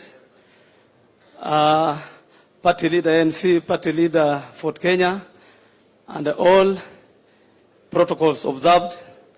Nichukue nafasi hii, your Deputy President, kuwasalimia wote katika jina la Yesu. Bwana asifiwe. Deputy President, mimi kwa majina ni Reverend John Chepseba Ngetich kutoka jamii ya Terik, ambayo tunakaa hapa nyumbani hapa Vihiga, na tunaishi vizuri sana na wenzetu ambao tunaishi nao. Kwa hivyo ningependa kusema tu ya kwamba nitaje jambo kidogo ambalo community ya Vihiga ingependa wakati serikali yako ya Kenya Kwanza itachukua iweze kufikiria jambo la kahawa, stalled factories za coffee. Hapa Hamisi hasa, hiyo ndio sisi tumesomea. Mimi nimesoma nikibeba kahawa ikienda kwa factory, lakini hiyo factories zimestall, hazifanye kazi. Maana hii eneo la Vihiga ni mountainous na kahawa inafanya vizuri. Kwa hivyo ningeomba kwamba Kenya Kwanza inapochukua usukani, mkumbuke Vihiga, muanzilishe zile factories ambazo zimelala ili tuweze kuendelea na kilimo. It is fertile, hizi rocks ni fertile. Hata empowerment of watu wetu kufuga ng'ombe, improved breed, pia itakuwa ni sawa na tutapata maziwa. Pia Deputy President, ningependa kuchukua nafasi pia kusema ya kwamba ninaomba TTI, tuko na shamba ambalo tulipewa na community yetu, mababu zetu, ambayo liko enough for construction of a TTI in Hamisi here. It is a place called Kimogoi, and I'm appealing that will improve the lives of people who live around, and even Vihiga as a whole. When it comes to agricultural products, we have city of Kisumu. We know very well that we have market here, so empowerment ambayo tutahitaji tu. Alafu finally tunaomba hii jamii, tunaomba ya kwamba sisi, hii serikali yako ya Kenya Kwanza imeimba kuhusu inclusivity, na naomba ya kwamba ikifika wakati huo tuweze tunapokumbuka jamaa wa Vihiga, tukumbuke jamii ya Terik, angalau hata wapate MP, na itakuwa manufaa kwa jamii nominated kwa jamii ya Vihiga yote. Public service nominations, we are also appealing for that when this government comes, because we know very well that this government is already there. So your deputy president, hapa Hamisi, tumeona electricity, tumeona barabara ya Kisambai, electricity is all over. Watu kidogo tu ndio hawajapata stima. Na najua ya kwamba mkiwa pamoja na hawa vigogo wetu, tutapata maendeleo zaidi katika Vihiga na uchumi wa Vihiga utaimprove. Vihiga is well known about human resource. Tuko na human resource hapa kabisa, deputy president. Human resource Vihiga inajulikana, kwa hiyo wasomi wako hapa na tutakuwa sawa. Kwa hivyo wacha nipatie chairman naye apeane vote of thanks. Basi asante sana naibu wa rais Kongoi Boyot. Kwa majina ninaitwa John Arabor. Mimi ndiye mwenyekiti wa baraza la wazee wa jamii ya watu wa Terik. Asante sana kwa kufika hapa, na asante kwa Mwenyezi Mungu. Party leader wa ANC, party leader wa Ford Kenya, Kongoi Boyot, asanteni kwa kufika hapa siku ya leo. Hii ni baraka ya Mwenyezi Mungu ambaye amefanya kupitia kwa kanisa letu la PAG, ndio tuko hapa. Tunasema asante. Watu wetu wa Vihiga wote mahali popote mlipo, tunasema asante kwa ninyi kufika hapa siku ya leo. Makamu wa rais, ningependa kusema jambo moja au mbili. Makamu wa rais, hapa kwetu tunaomba hata constituent university kwa hawa vijana. Hawa vijana wamesoma lakini kujiendeleza, kwa sababu universities ziko mbalimbali. Tungeomba ya kwamba hapa Nyang'ori, kama inawezekana, kupitia kwa kanisa letu tuwe na constituent university ili masomo ya hawa vijana wetu ipate kuendelea, na hiyo itakuwa ni baraka tele. Asante sana kwa serikali yako ambayo utaunda in empowering these youth, hawa vijana wetu. Makamu wa rais, these are the very important people katika mambo ya uchumi ya nchi ya Kenya, na tunasema asante kwa hii forum. Nimekuwa nikisikia Professor David Ndii, na leo ndio nimemwona. Asante sana Professor kwa maelezo yako juu ya economic bottom up. Hiyo ndio jambo ambalo litainua uchumi katika nchi yetu. Serikali yenu mkiwa pamoja, musalia akwetangula to uchumi utaenda mbele. Na hivyo ndivyo tunasema ya kwamba tafadhalini muinue hawa vijana wetu. Msiache hawa vijana mkiunda serikali wasio wakisumbuliwa na polisi barabarani, kuchukuliwa shilingi 50 nini na kadhalika. Waachie hawa vijana nafasi wajijenge kwanza. Baada ya kujijenga, basi na hao pia watalipa ushuru tu kupitia jukumu hilo. Makamu wa rais, eye Boyot, sopkeny ayuwegeny, omia musalia, omia kwetangula, obendi kunot. Obendi kunot. Ara obwotioni ni walet ya mwisho. Ya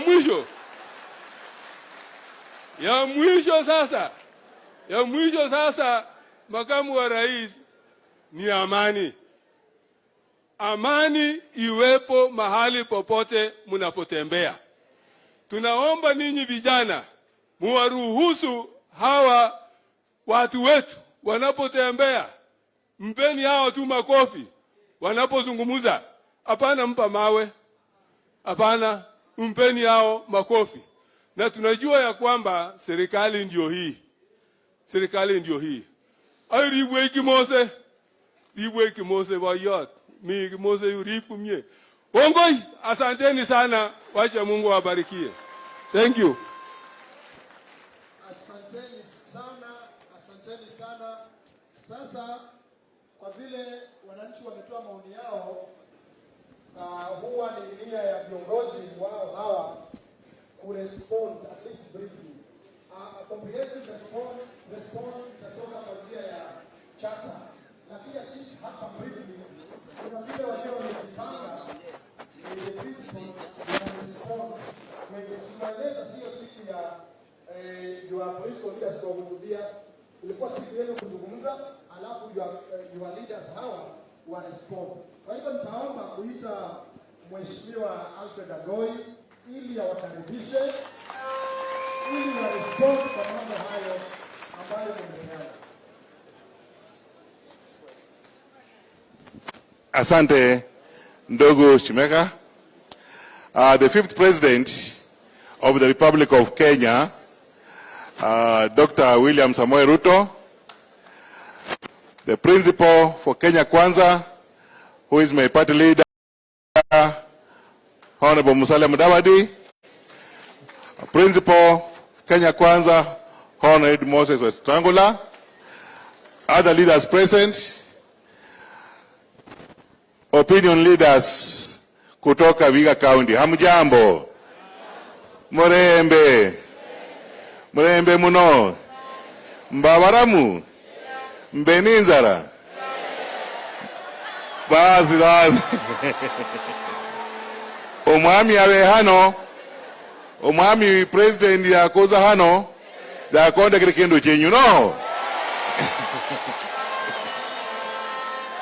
Basi muchiringane mwihulizi, muhula mwana gagege, kubahereke bazi, manzindigaleni munyi mwikindu chenyu no.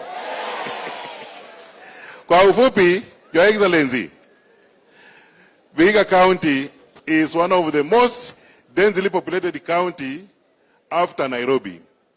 We don't have land, we don't have minerals, we don't have any resources. The only resource we have is human resource. And for you to come here and give us an economic forum for us to find out how best we can grow as a county, we are happy. We want to say thank you for that purpose. Vihiga County, in terms of growth, for the last 10 years, we have lost it. If you want to know which county you can die if you live in, Vihiga County is number 2. Namna hivyo. If you want to find out which county there is no development from the budget, Vihiga County is number 1. They use less than 1% of their budget this financial year, or last financial group, any development. If you want to know where that goes to workers, is what? Vihiga County. If you want to know where doctors are permanently on strike, ni wapi? If you want to know where the food comes from everywhere to feed the people, they don't have their own food, where? If you want to know where the biggest number of patients in Russia, Moi Rifaro, Kakamega Rifaro is from where? Niendelee ama nisiendelee? Hapana, wacha niweke nekedi yetu yote, kwa sababu DP ataanza kufikiri sisi tuko zero kabisa. Tuko na human resource. DP, you are going to be our president, God willing, on 10th of August this year. You have listened to your people. We have challenges. We must handle food security. We must feed ourselves. We must treat ourselves. We must provide jobs for our own. We must provide water for our people. The list is endless. Your Excellency, God willing, when these people give me a chance to be their governor on 9th of August this year, I want to put my request when I come to your office so that the Economic Forum can also put down the list. Your Excellency, you've heard there is no referral hospital. The two governments, the government of the first governor and the government of the second governor, have been putting up a building forever called a hospital. It has not even been ready at all as a structure. I want to request Your Excellency, when you become the president, I want to request for the special funds to complete that building, equip it so that it's a level 5 hospital. Mnakubaliana ama mnakubaliani? Your Excellency, you've heard our mamas don't have markets. It's only in Visabata we have markets. We need markets in Hamisi. We need markets in Vihiga. We need markets in Luanda. We need markets in Muhaya. Your Excellency, please order your people to record that I'll come for money for those markets. Your Excellency, you've also heard that Vihiga has special talent in football and other sports, but they have no stadium. They have to go to Mumias to do training, yet we are supposed to have a stadium. I want to request Your Excellency, your team to record that when you become the president, I come and collect money to build an international stadium. Your Excellency, we have 3-4 communities here. We have the Banyore, we have the Maragoli, we have the Teriki, and we have the Teriks. The two governments that have been around have been promising us they are going to put a center, a cultural center, for us to put our artifacts and make it a tourist attraction. They have failed. We have a big land called the Moses Mudavadi grounds, where we had our rally last time. It is meant to be a place for a cultural center. I want to request the record that you will give me money to put a cultural center. Mukuba makono kuba wagili. Hey. Your Excellency, there are many issues they have said here. Those ones, as the governor, I will help you to handle. When I say, when I'll be around and they want to go to hospital, I will know you'll do a universal health care. You've said you'll have a Ruto health care card. I'm going to have an Agoi health care card. You'll help me to implement it. So that when a patient goes to the hospital, he should come home without paying anything and to be healthy. It's not evil. I pray you help me so that when I come, the people can be healthy. Your Excellency, these mamas do not tell you. As leaders have a lot of problems. Wazee wanakuja kwetu wanasema mama amepotea nyumbani. Tunauliza kwa nini? Tunatafuta mama anasema Shailo kumetufukuza nyumbani. Ama ni uongo? Paka tupeane pesa, walipe Shailo ndio mama arudi nyumbani kulinda mzee. Tunaomba hiyo pesa wanauliza President, Your Excellency, weka kwa ward. Ikuwe 0%. Kwa sababu ni pesa za serikali, si ndio? Wapate tu administrative fee ya 1 or 2% ili waendelee mbele. Ndio tujue bottom up is working, si ndio? Mimi sitaki kuendelea sana kwa sababu hii ni mkutano wenu na mimi nimekuwa advised by the principals that ni mkutano wao, na nitaomba tu kwa viongozi wetu MCAs wenye wako around, naomba msimame musalimie the principals led by Deputy President. Tafadhali simameni, they are all here. All 32 they are here with us. Salamieni. Deputy President anawajua nyinyi wote kwa majina, msikuwe na wasiwasi. Sawa sawa? Kaeni chini.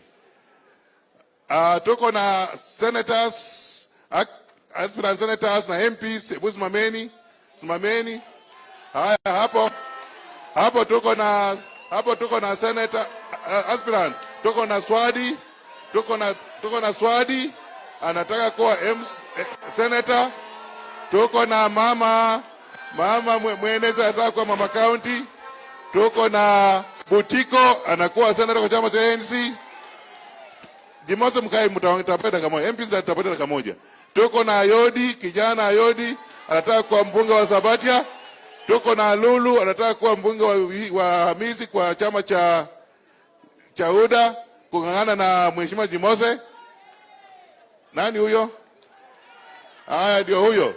Asanteni sana, asanteni sana.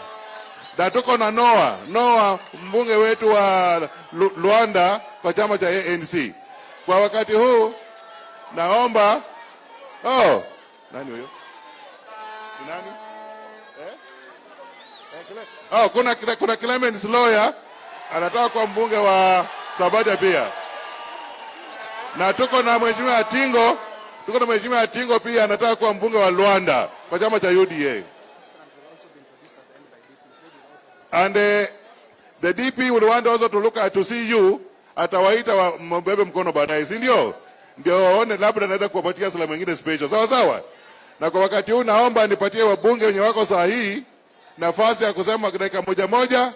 Tuanze na mwenyeji wa nyumbani, Mheshimiwa Charles Jimose, kuja salamia watu wako.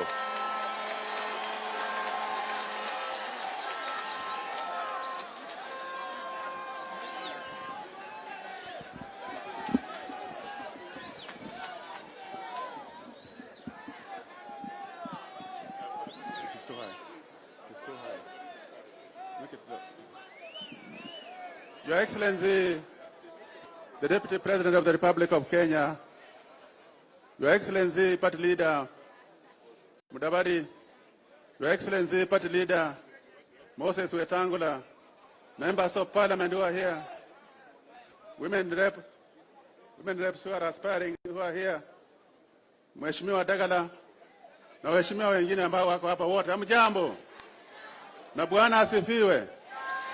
Bwana asifiwe tena. Your Excellencies and party leaders of Kenya Kwanza, I want to bewitch you to form the next government.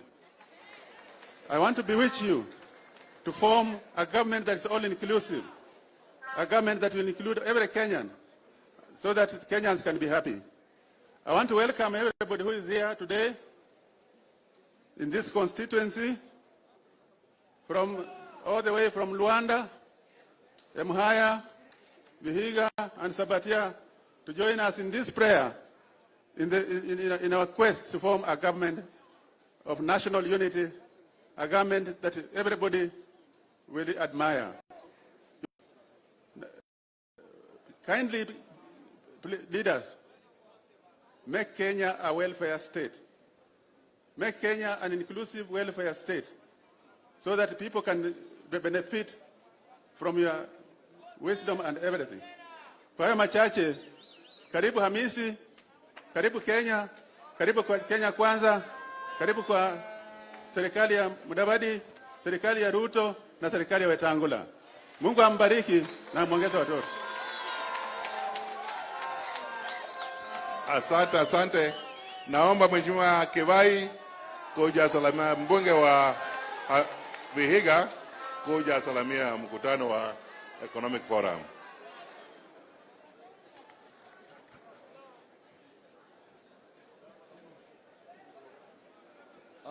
Asante Alfred. Deputy President of the Republic of Kenya, Party Leader wetu wa ANC, Party Leader wa Ford Kenya, Umwami Wetangula, na wageni wote, nasema mirembe. Leo ni siku muhimu sana. Why am I saying that? Politics the world all over is now about economics. All over the world, watu wakiuza sera zao, wanauza economy. And I'm glad, sisi tumefanya rallies mingi. But for the people who have organized this meeting, nawashukuru. Everything has been said. Sitaki kurudia. But most of the things I've heard here, Our Excellencies, have been at the micro level. Me, I want to talk at the macro level, just one thing.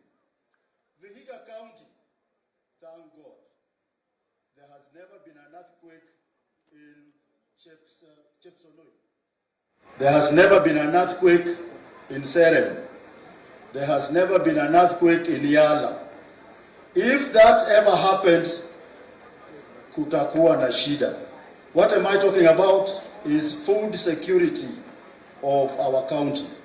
I think all the policy makers, whatever you say, address the issue of food security in this county to a very high level, because we cannot be here when, if anything happened on our boundaries, we will starve. Food security will be number one. What we also need to think about, policymakers, is what opportunities does Vihiga have at the macro level.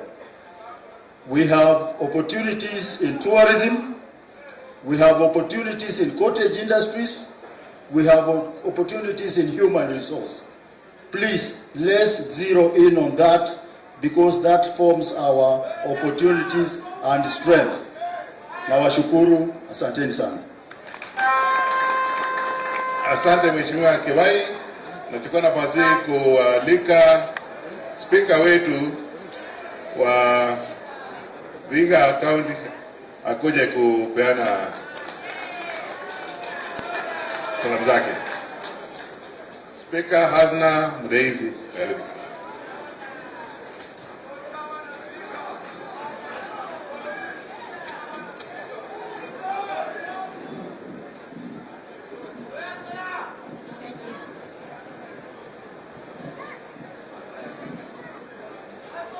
Excellency, the Deputy President, Dr. William Samoei Ruto, my party leader, His Excellency Musalia Mudavadi, party leader for Kenya, Moses Wetangula, all distinguished leaders who are present from the national and county government, ladies and gentlemen, good afternoon. Mrembe Kandi. Today I'm quite happy because we are discussing matters to do with public participation. Mnajua bunge mashinani. We are engaging the people. Tumekuwa viongozi, Mungu alitujalia tukakuwa na nafasi ile tulikuwa nayo. But the lacking element is that engagement between the people we lead and ourselves. Yale tumezungumza leo, I am sure it will form part of the policies and legal framework for purposes of implementation. Kwa hivyo leo mimi nafurahi kwa sababu tumetekeleza ile requirement ya katiba that we must engage the people. Kabla hatujajenga hiyo factory ya mawe, we hear your views. And today we've just done that. Leadership ya Kenya Kwanza, His Excellency Dr. William Ruto, and the two principals, we are confident. From the legal perspective, I am sure that today we have demonstrated that sovereignty belongs to the people. Article 1 of the Constitution inasema, sovereignty belongs to the people. Belongs, I underline that. Hiyo ni power, ile kipawa tuko nayo kama wananchi, wale mnatuchagua. And therefore, if you recognize that, it is exercised through democratically elected leaders or through state organs. So this is the right forum. Wale wameleta hii forum, thank you very much. We appreciate, and I pray that we continue engaging the people. That's why in Vihiga County Assembly, together with my members of County Assembly, I must say, tulianzisha bunge mashinani, taking the bunge to the people, so that we can listen to what they say before tujue what is a priority. We are able to work with them. There'll be no hostility in terms of implementation. So nashukuru sana government ya Kenya Kwanza. I pray that ile yote imesemekana hapa, it touches on Article 43 of our Constitution. It's about food security. It's about our what? Our health.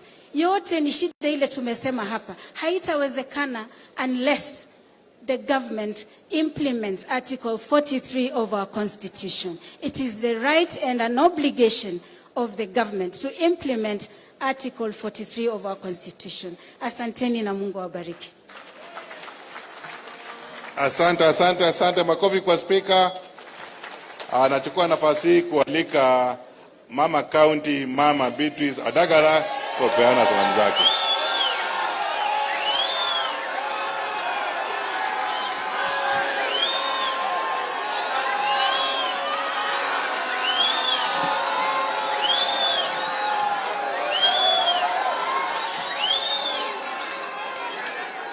Your Excellency, the Deputy President, my party leader, Your Excellency Musalia Mudavadi, party leader Mr. Wetangula, all protocols observed. I want to thank the Deputy President, the Kenya Kwanza team, kwa kulete sensitization kwa watu mashinani. I'm very happy for this. This one shows ukichukua serikali mwezi wa 8 utakuwa unalete mikutano hapa hivi, watu wa Vihiga wana decide zile projects unataka wafanye. Ningependa kusema ya kwamba this one should not be the first nor the last. This iendelee, hii majadiliano iendelee, tuone ya kwamba hii serikali ya bottom up na Kenya Kwanza na pesa mfukoni itakuwa inashirikiana na Wakenya wa chini. Jambo lingine lenye ningependa kusema, Rais, I know unakuwa rais wetu ikikuja mwezi wa 8. Ningependa kusema kwamba hawa wamama wa hapa Vihiga County, kuna wamama na wazee wako na miaka 60 na above na hawapati hii pesa ya wazee. Nikitembea hapa vijijini, wamama wanalia, wazee wanalia, hawapati hizo pesa. Serikali yako iangalie social protection, watu wapate pesa bila ubaguzi. Jambo lingine tena, watoto wetu hapa wengi ni orphans, na watoto wetu wengi pia ni PWDs. Hawa watu katika docket ya mama hakuna pesa ya kutosha. Na kusi Rais, ikifika tarehe 9 mwezi wa 8, hawa watu wako tayari kupigia kura, na wanasema uongeze kiti cha kina mama 47 counties zote za Kenya. Jambo lingine, hapa tuko na damu iko pale Kaimosi. Hiyo damu, the two governments zimekuwa zikisema watafanya silting ya hiyo damu ndio watu wapate maji. Ukiangalia kutoka Seremu, Shamakoko kuja mpaka Luanda, hakuna maji katika hii kaunti ya Vihiga. Utusaidie wamama wapate maji. Jambo ingine, walisema wataanzisha EPZ katika hii kaunti ya Vihiga. Hiyo EPZ mpaka wa sasa ni white elephant. Serikali ilisema inaenda kujengea sisi kiwanda cha granite kule Bunyore. Up to now hiyo ijajengwa, na wakijenga vijana wetu watapata kazi. Jambo lingine, kila county iko na airstrip, na sisi hapa Vihiga County pale Kaimosi kuna shamba airstrip ilikuwa hapo wakati wa mzungu. Up to now hakuna kitu inafanyika hapo. Tukikuja kwa upande yangu ya mama, Vihiga County kuna visa mingi sana ya kudhulumiwa, wakina mama na watoto wanadhulumiwa. Tumejenga GBV Center pale Bokoli. Hiyo GBV Center,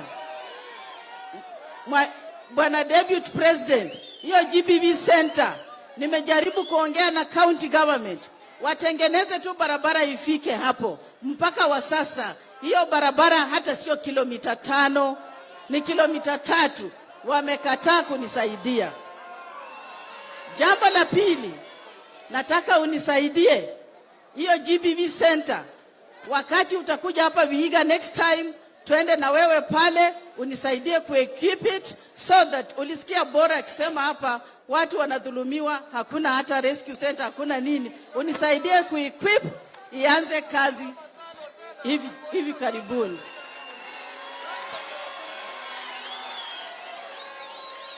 Na nikienda kumaliza ile request, nataka kukuomba, wao watu wako tayari kukupigia kura, hao watu wako tayari kukupeleka State House, na nimetembea Western mzima. Hapo nitaongea kwa kizungu ya Western. The Western people are saying, you look them in the eye. I'm saying you look them in the eye. Ngapi wanasema hawaangalie kwa macho? Hebu nione kwa mikono. Haya, Deputy President, hiyo ni kizungu cha watu wa mkoa wa Magharibi. So ukisikiza hiyo, you look them in the eye, they are going to give you both mundu kumundu, and they are ready for you, na wanakupenda. Si mnapenda president? Mnapenda William Samoei Ruto? William Samoei Ruto chwa, Musalia Mudavadi chwa, Manueta chwa, Adagala chwa. Asante, asante, asante. Asante sana, asante sana. Asante sana, asante sana. Asante sana. Nyamazeni, nyamazeni. Nyamazeni kidogo. Haya, nyamazeni kidogo. Haya, nyamazeni kidogo. Wakati wa principals. Wakati wa principals. Deputy President atakuja kusimama, anataka kujua aspirants nominees vizuri, ataangalia jakisa hiyo. Sawa sawa? Mwenyewe anataka kuwaona mwenyewe, ajue wanakaa namna gani. Anajua sisi viongozi wenye tumechaguliwa. Hajajua wale wamechaguliwa katika viti ya UDA, ya ANC, ya Ford Kenya. Atapata nafasi katika wakati huo. Sawa sawa? Na wakati huu nyinyi mmesema maneno, na atataka sasa musikie kwa viongozi wenu, principals. Principals sasa wanataka kuongea. Wanataka kuambia maneno, kwa wajibu ile maneno mmesema wamesikia ama hawajasikia. Sawa sawa? Nataka mshike mikono, na mimi nataka kuchukua principals. Deputy President Musalia Mudavadi, my principals, Moses Weta, thank you very much kwa kuwa na imani kwangu, kwa kunipea nafasi ya kupeperusha bendera ya gavana ya Kenya Kwanza. Mimi kupitia hawa na watu wangu wananchi, tutafanya bidii, tutawaletea hiyo kiti kutoka kwa mkono ya Azimio. Kwa sababu sisi tunajua sasa Azimio wameanza kuzima, si ndio? Si hapa Vihiga mmewazima? Na nyinyi mnajua hawa hakuna kitu yetu huko. Katika Azimio wamesema wako na mawe tatu. Mawe ya Mheshimiwa Raila, mawe ya Kalonzo Musyoka, na mawe ya Uhuru Kenyatta. Hapo iko kitu yetu kweli? Sisi tuko hapa katika serikali ya Kenya Kwanza, serikali ya Hesla, serikali ya William Samoei Ruto, Musalia Mudavadi na Moses Weta. Sawa sawa? Na mimi nikiangalia hapa mbele yangu, mimi naona Mheshimiwa Ruto na Mheshimiwa Mudavadi ni kama mapacha. Si namna hivyo? Kuna haja mtu mwingine kutoka huko kujifinyia hapo? Si Mudavadi ametosha? Mudavadi ametosha. Ndio mambo tuendelee mbele. Kwa hiyo nasema asante sana, mimi sitarudi hapa. Naomba Mheshimiwa Musalia Mudavadi, mapacha ya Dr. William Ruto, mtembee namna hiyo kwa miaka mingine 5. Karibu usalimie wananchi na waambie maneno. Simameni wote. Makofi kwa brother. Makofi.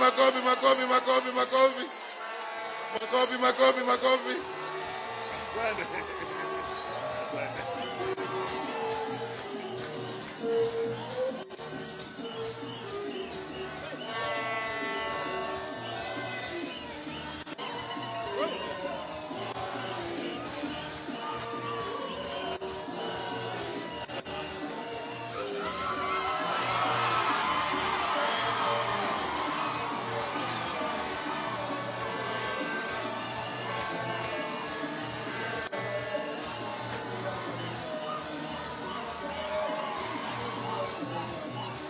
How long do you want us to wait?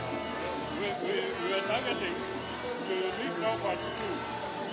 So after I speak, I'll invite you. Okay. How many minutes do you want me to take?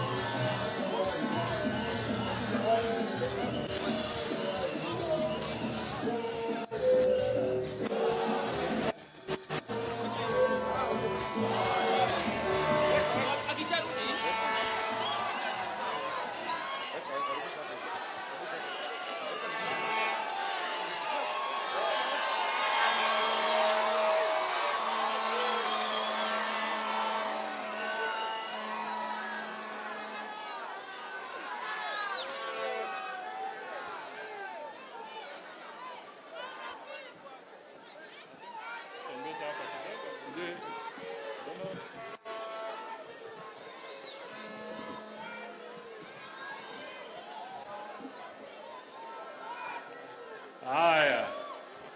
Vihiga hoye. Vihiga mirembe. Vihiga jamuge. Asante sana. Mimi ndio ma-DVD. Na juzi nikapata jina lingine unaita earthquake. Leo tumekuja hapa na nitaongea kwa kifupi Kiswahili na tena niweke Kiluya.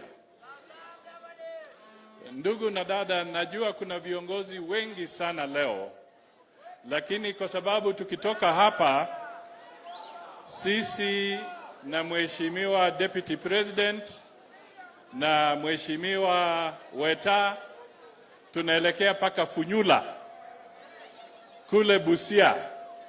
Tukitoka Funyula tunaenda Bumula. Tukitoka Bumula tunaenda Webuye. Leo. Kwa hivyo mkiona tumefupisha ni kwa sababu kuna safari ndefu. Kwa hivyo wale viongozi wote ambao wako hapa mtuwie radhi kwa sababu ya hiyo safari. Lakini nataka nichukue dakika ya kwanza nimshukuru kiongozi wetu wa PAG, Bishop ama General Superintendent Lihanda, kwa sababu ametupatia nafasi tutumie uwanja wa PAG pahali patakatifu na headquarter ya PAG katika Kenya nzima. Kwa hivyo Bwana Lihanda, tunasema asante na shukrani kubwa sana kwa niaba yetu sisi wote. Thank you so much for hosting us. Watu ambao wamenena hapa wamenena ya kiuchumi. Na mimi najua nikienda hapo nitachukua muda mrefu. Wataalamu wamesikiza, wametengeneza hiyo program, na kwa watu wa Vihiga nataka tujue kwamba hii ni innovation. Hii ni innovation. Kwa sababu serikali ya Kenya Kwanza tukiongozwa na ndugu yetu Dr. William Ruto, Moses Wetangula na mimi na wengine ambao hawako hapa, tunataka kaunti zetu 47 tuwe na chata na wenyeji na wakaaji wa hizo kaunti. Kwa hivyo mkiona mkutano huu sio mkutano wa kawaida. Unajua sisi ni wanasiasa. Hii si mkutano wa kawaida ile tunazungumza kwa jukwaa, tunapigiwa makofi, wengine wanarusha maneno makali kwa mwenzake. La. Leo ni mkutano tofauti. Tunataka tusikize wakaaji wenyeji wa Vihiga ili ile chata ambayo tunataka serikali ya Kenya Kwanza iweke na watu wa Vihiga tuwe tumepata maoni kutoka kwa watu wa Vihiga. Wewe fikiria hapa yule anauliza maswali ni Deputy President. Amekuja hapa. Amewacha hiyo kofia yake yote. Yeye amekuja hapa anauliza maswali kwa mtu wa bodaboda, kwa mama, kwa kijana, kwa watu walemavu, ili apate mawazo yenu. My friends, this is different.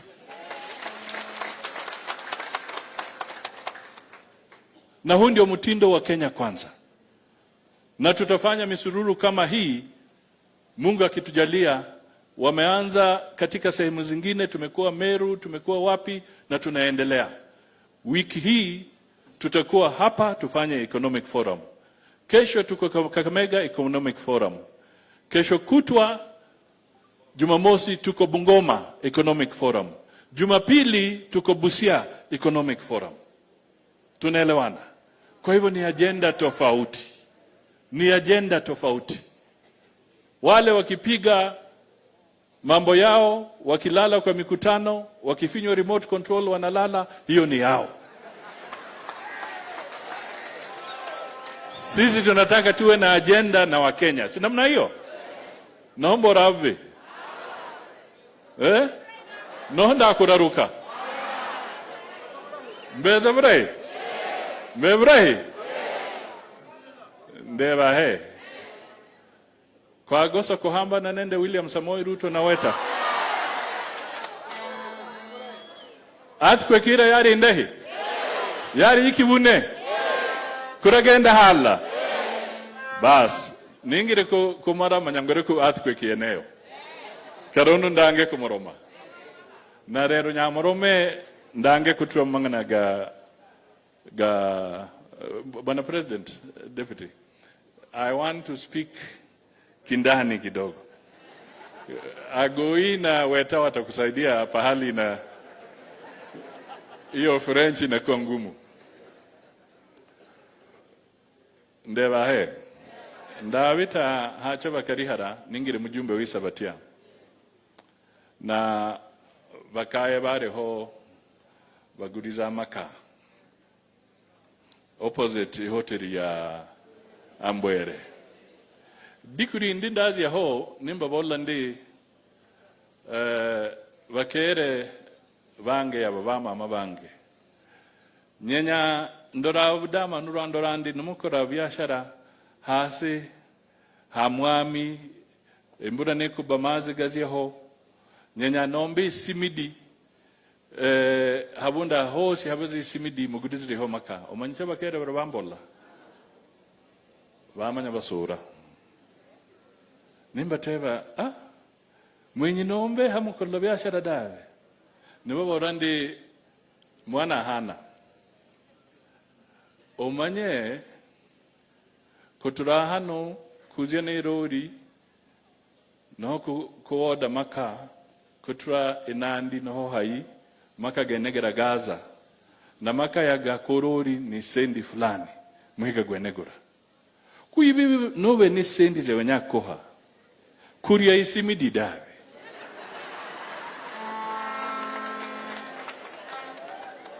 yibi uko sendi kumede stock ya maka kokore biashara ganda gagisi midi na kurombe kunyubene kunyu stock muhula message mugihula sasa roko hamba na nende muyayo ituyu kuduka muiteve ndi nanda kumuteva ndare muraro mbebza mundu murungi buongo buinzira burahi ifaili yange beku madare dawe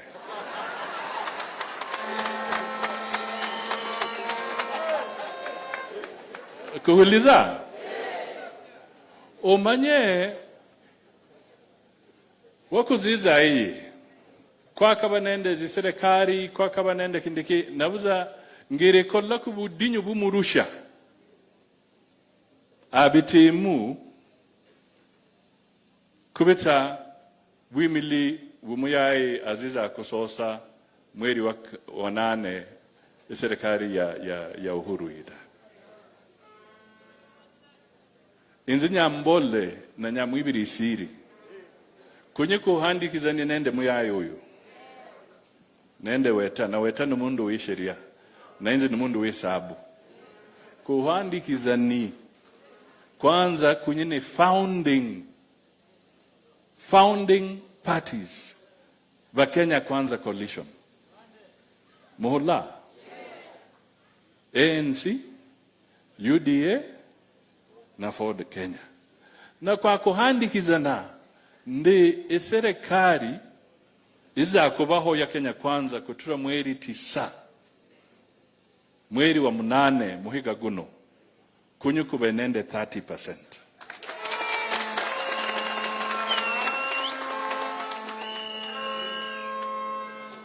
Niba ambassador va Kenya 30%.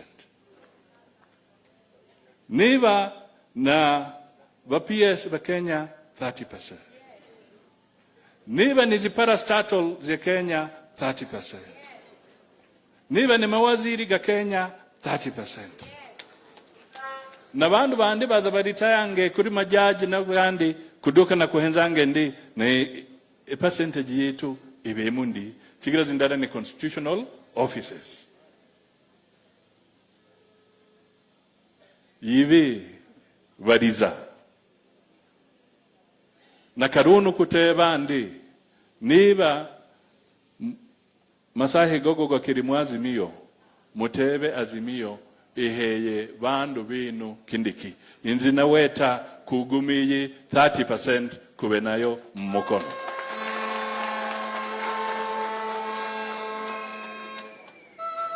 $70 yi bakenya bandi bakorendi na bitu karibabeho bamenya hande baranyola kukandi wenera. My friend,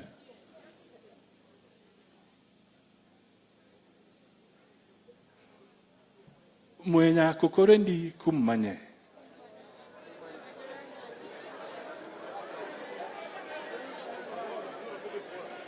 na inzi ndebandi ndaba mundu wikwiyenyera inzi nimbora ndi nyanzi yenyere mbonda tuza hano manzi kumonyane n'umunyayo mbola ndemya ingombira mbeka sugubi rekana na bandaba inzi manyiga abomba nabuza mbora ndi siganyere kanjo dabe because I'm here to talk to the people of Vihiga and the Western Kenya. It is not about what is my personal gain.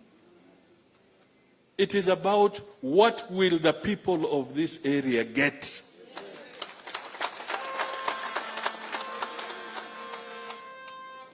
Senyara kubora ndindura hano nzikwiguta mukarimi kamudabadi yande kera karadabe. Ndiwe nyine manzi kutinzi wenyine dabe. Na bandu bandaba bose bibihiga barezaki. Bana babo babendi. Biashara byabo bendi. Muserekari babendi. Nukumoroma kuduka kumanyande lara nyasahe yaro mbabandu balla babeho barangwa ande babugurange a sacrifice on behalf of their community so that their community can move forward. Na inzi mborandi, I want to take a sacrifice and make a sacrifice so that the people of Western Kenya can move forward. Kuburu kumenya kubora abzandi, it is because I want it for Musa Ariada. Na niba mwenya kugende hala kuduka gabendio. Chigira inzi ndebande, nisinge hano mamburi kubaho. Nyasaha bore madiku gangi gaduchi. Mbora abuza kwa mfano. Seanyara kubora. Nauza ndebandi mwenya namunyi mubehai. Mwenya namunyi mubehai. Sumwenya bana binyu kandi na bazimbere. Bandu bitu bazimbere. Kuduka kuonge serikali ya baranga Kenya Kwanza mkono chigira kunyuko borandi we want to move forward na kuisunde na bandu bitu. It is not about personal gain.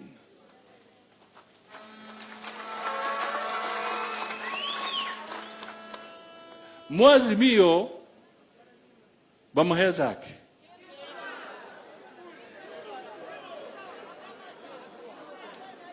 Karunu hanu Sumurori Agoi ndiye ye governor candidate wa Kenya Kwanza.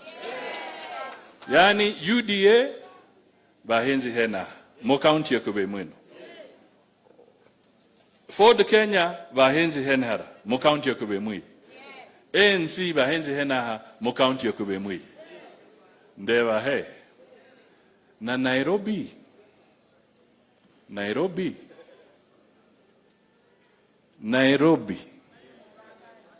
Yani budget ya Nairobi ni 40 billion Kenya shillings. Na nibakora revenue bameda ku iduka kiindukuri 56 billion Kenya shillings. Ndeba ndi munye. Omanye kuduchi habondu kubugoye UDA kubugoye Ford Kenya kubugoye ANC kubuichi Sakaja Murusha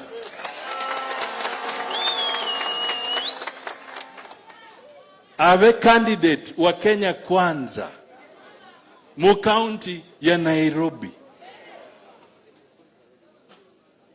Azimio ba mohe kindiki kadi nyukomoro makudawe Azimio muyai wetu wabaranga Wanyonyi.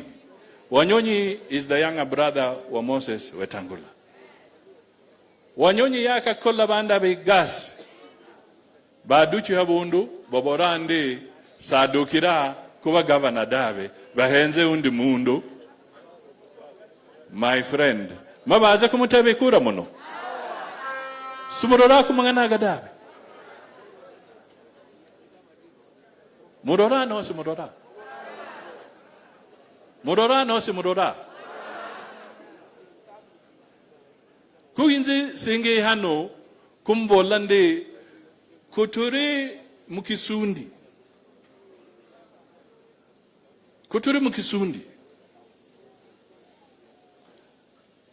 na dikuri abenda amoromine na barusha boss vizi constituency 17 Nairobi nukumoro manabo ni nanga 500 disizadlara mufurilizo Nairobi nukumoro manabo nukuborande kuduka kwihi musigo gwamenya kumabega gwetu kunyi kwaka ginga abandu bazimio yaba kwaka ginga ODM munene wabo tinga inzi ndaka ginga Uhuru muhiga gwa 2002 mwanya kakibogo chikire ndakonya Uhuru sigabe ndio nibukuranga i project Nyasaye hagonada mundu yagenda nabaro Uhuru ni project Musaria na kamera mwene mura Karunu mwene yagwe project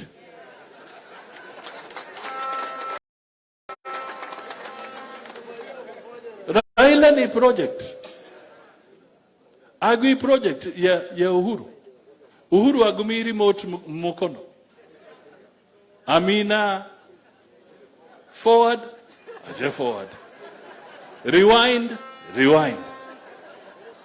pause dark bright sleep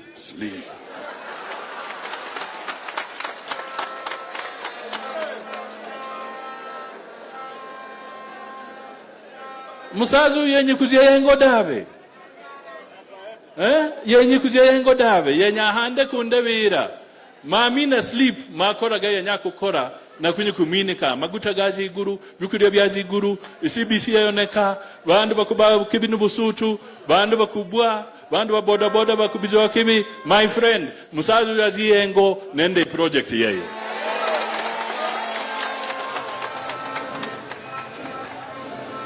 kuulizana murakukonya na bandu bamushira yengo ibo bika hano ibo babe hano bande da weta uyu Ruto uyu madibidi uyu kuturize earthquake banda babazi yengo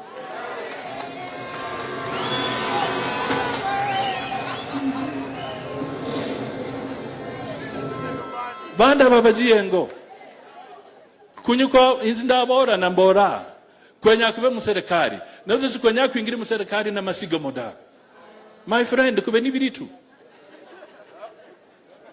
Let us walk into government and form government with dignity and pride. Naweza pana kumora masigamo ndiba kumegere kucho benyaku kumegera. Nikiburi mainzinda jengo ndikusosa. Kuna chochigira kuborande mukukonye.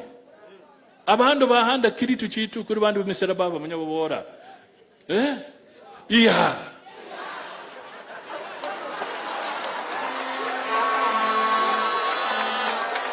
Bandu bakumina mukiritu iha. Bandu bakikala kumitu iha. Bandu babosi bora ritwa. Serikali ni Kenya Kwanza, no.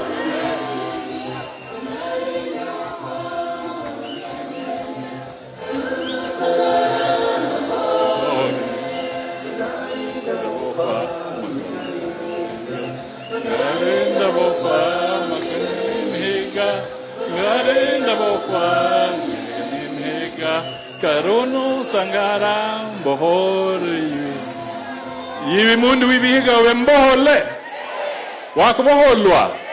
wakuboholwa wenye ugende no kunyimu Kenya Kwanza kukonya bakenya apana bandu bande bamenye basubira ndi kigira bandu batanga kare baba ningabi baramenye bakwikalla ku mitwijitu nibiyambira ku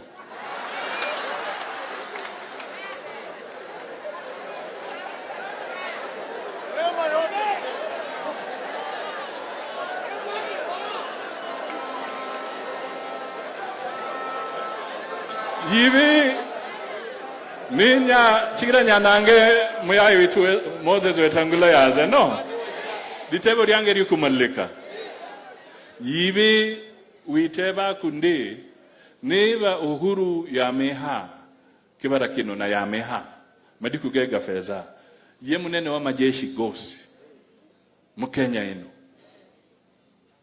abe na majeshi abe na serikali Nabza witeba kundi chigira kiyenya yibe mundu tura nyangori uzimu azimio na ye MCA webe abe mukenya Kwanza.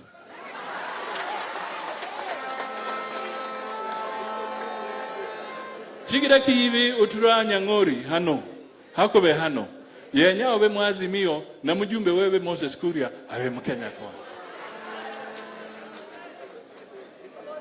Oyo yenya uzimu azimio na seneta wewe wa Matangi awe Mkenya Kwanza. Wajumbe bebe bosi babe Mkenya Kwanza. Speaker Muturi Kenya Kwanza. Speaker Lusaka Kenya Kwanza.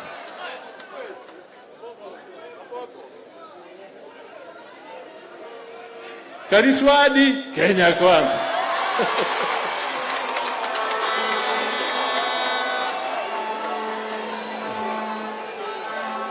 Kaributiko Kenya Kwanza.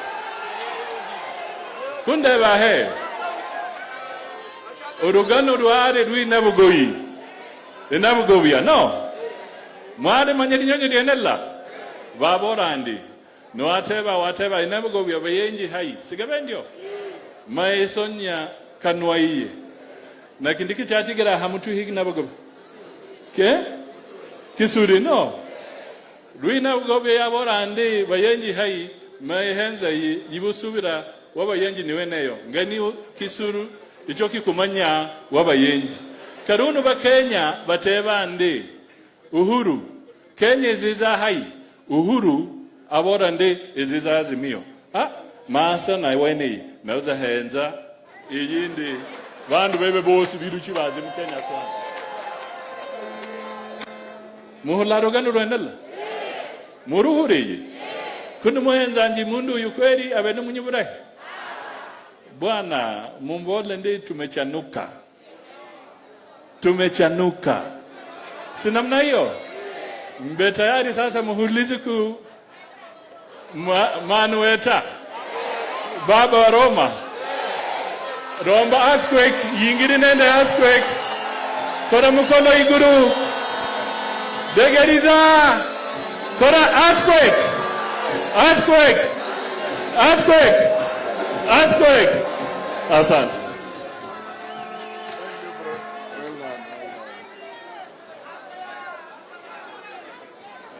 Asante sana. Vandu befwe beviga mulembe. Mulembe handi. Muli moyo.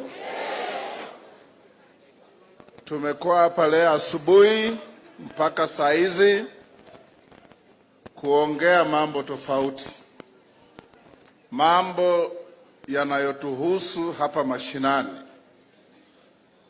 Katika Biblia kulikuwa na tajiri alikuwa anakula kwa meza, maskini anaitwa Lazaro ako chini, na kulikuwa na kidogo kidogo inaanguka akichukulia pale chini. Serikali ya Uhuru hakuna hata mfupa inaanguka, yote inamaliziwa kwa meza. Kwa hivyo aliye chini hata harufu hapati. Mimi nimekuwa kwa mzururo wa siasa ya kutaka kujenga serikali kwa miaka mingi. Tulitembea na mzee Kibaki, tukatembea na huyu jirani mara pili, na wakati huu wote hakuna nafasi tumepata kuja kuongea na kuulizana maswali na kujibizana na wananchi. Huu mfumo wetu ni tofauti. Ni tofauti kwa sababu tunajua kila mmoja wenu ana la kuchangia to make our movement more exciting, more results oriented and more successful. Yale yote tumesema hapa ni mambo ya muhimu sana. In very simple terms, kama mama anaduka hapa Nyang'ori, stoko yake ni kidogo, anakaa nyumbani asubuhi, anafungulia kuku zake, anaosha nyumba, analisha kang'ombe kake, anaenda kufungua duka saa 8. Amepoteza biashara ya asubuhi mzima. Akipata stock ya kutosha, atatafuta mtu wa kufungulia kuku zake asubuhi. Atapata mwingine wa kulisha ng'ombe yake. Ataenda kwa duka afungue saa 2 asubuhi, na atatafuta mtu mwingine wa kumsaidia. Those are 3 jobs created. Na ule anaenda kufanyia mama kwa duka, badala ya kufieka compound yake ndiye aende kwa duka, anatafuta mwingine kumsaidia. That is another job created. And that spiral is what we are talking about. A chain reaction that is positive in creating jobs. Kwa hivyo serikali yetu ya awamu ya 5 ambayo inakuja, na nataka kuambia watu wetu, I have participated in these campaigns. I have never been as confident and sure like I am this time. Ya kwamba mbele iko sawa. We can see it and we are going for it. Na wale tunaobishana nao, they are relying on only 2 things: deep state and system. Watakuja kugundua hiyo ni porojo tupu. There's something called a mirage. Ukisimama unaona pale kama kuna maji, ukikaribia hiyo maji inasonga mbele zaidi, ukikaribia inasonga mbele zaidi. Hiyo ndio sasa wanategemea. We as Kenya Kwanza have traversed this country. Tumetembea kila mahali. Na tunajua kwamba wale tunabishana nao tarehe 9 mwezi wa 8 watajua hawajui. kwa sababu wao wana maneno haieleweki. Sisi tuna maneno wananchi wanaona, wanaelewa. Katika kikundi chao wanasema wana stuli ya miguu ngapi? 3. Mguu moja ni ya Raila Odinga, mguu ya pili ni ya Uhuru Kenyatta, mguu ya 3 ni ya Kalonzo Musyoka. Omundu wa mulembale wae nabwena khulio bandu befwe akhumubolele efwefwe ngenda ya mulembe khukhwama Vihiga, Busia, Kakamega, Bungoma, Trans Nzoia. Kimyaka kimikali sana bamayi befwe bacha barera kamechi, barenya chikhu, babwana kumulilo, bafuka beng'uyila mulisi, oli byakhulya bara khumesa na bababola bacha mwikhalenje khulye mulecha musinge bindu. Lakini kamena akasayi khwamurusisyo esenende musalia. Each one of us has the capacity and the ability kutafuta kile ndugu yetu Ruto anatafuta. Lakini tumesema unity is power. Tukiwa wengi kazi yetu itakuwa rahisi, na kutushirikiana tutapata hii mnyama haraka kuliko kuwinda peke yetu. Khwechiralala, Musalia has explained to you mugao wetu, na sio mugao ya kupewa kitu kidogo kama zile serikali wale wengine wako kina Oparanya amekaa kwa kiti, wengine wakija ataambiwa songa, mtu mashuhuri zaidi amekuja, weka hapa.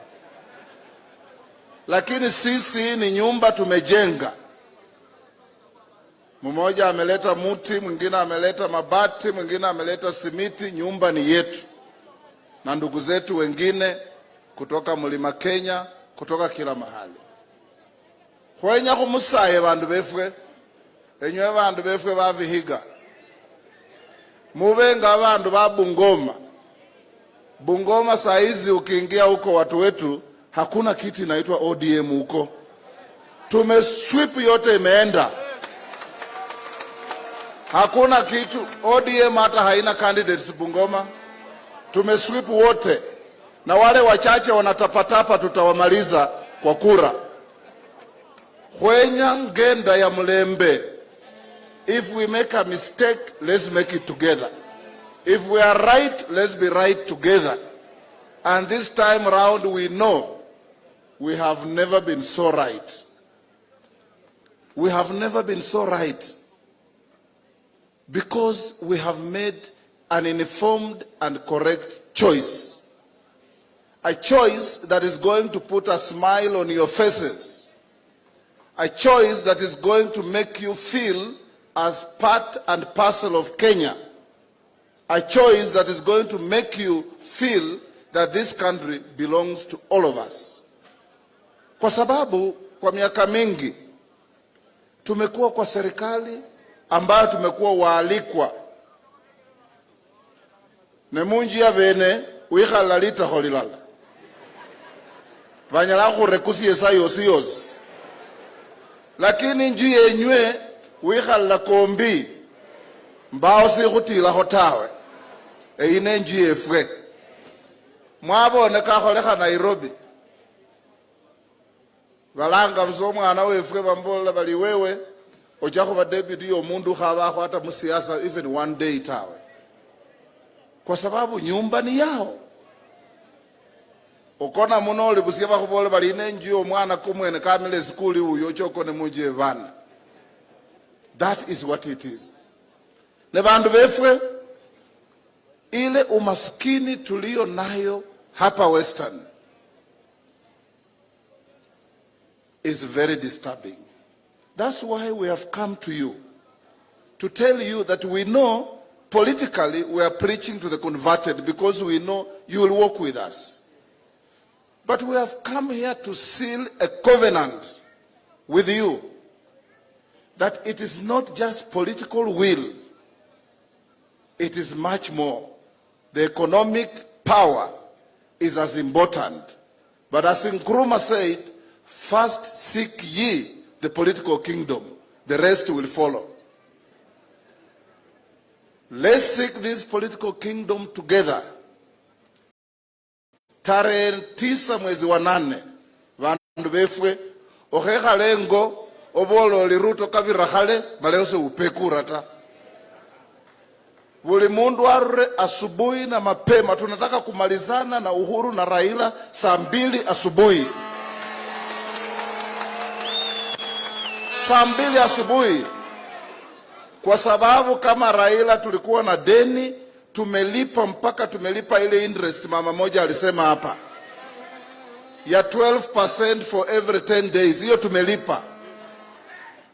Sasa ni nyinyi kujikomboa wenyewe kisiasa. We supported Raila mpaka akawa na kiburi, akaanza kusema yeye ni Mluya kuliko sisi. Ati yeye siji mjukuu namba 10 na ngapi. Na tunajua yote ni porojo. Ashindwe kabisa. Ashindwe kabisa. Sasa mchanuke. Mchanuke. Tumejinyima na Musalia. We want our brother William Ruto to be the captain of our team and to lead this country. And we know that William Ruto has no history of betraying people. We know William Ruto has no history of being selfish. We know William Ruto has no history of cutting corners.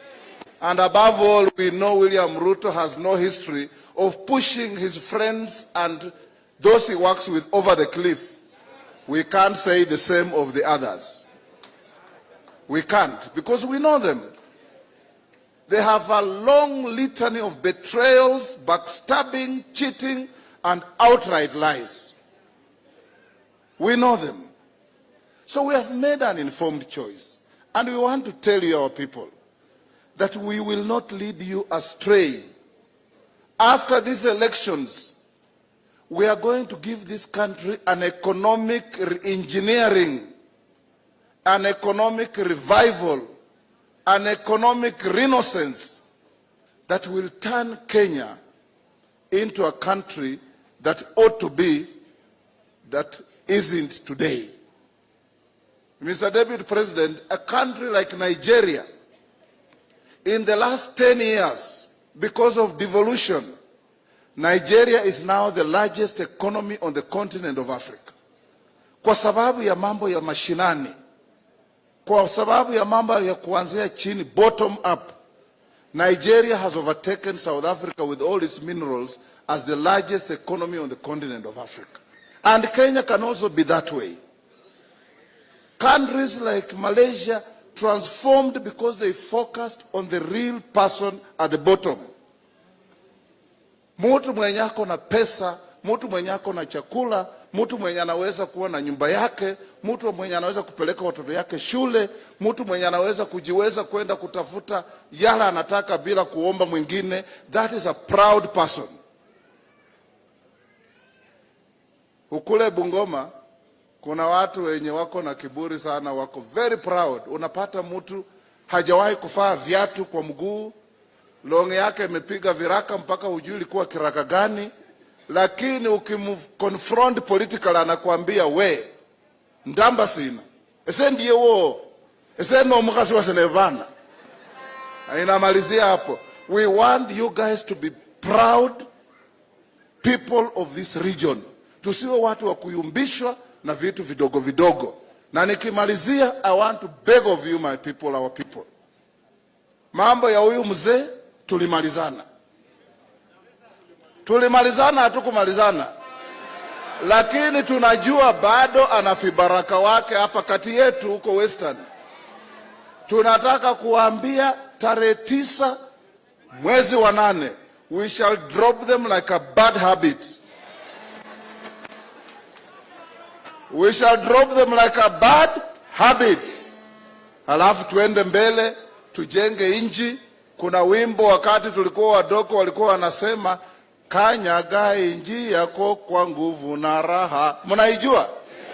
Tunataka kukanyaga inji yetu kwa nguvu na raha.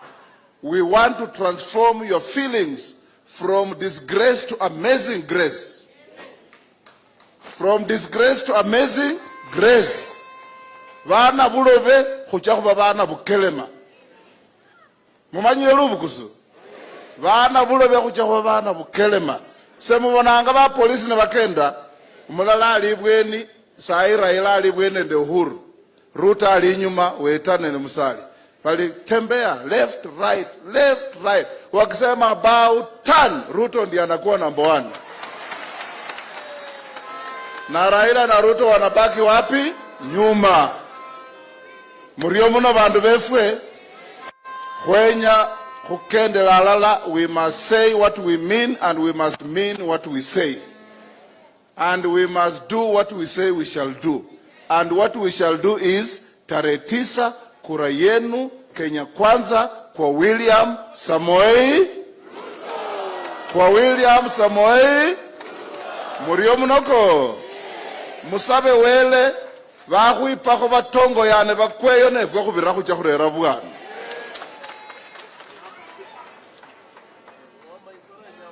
Haya, mumesikia hiyo?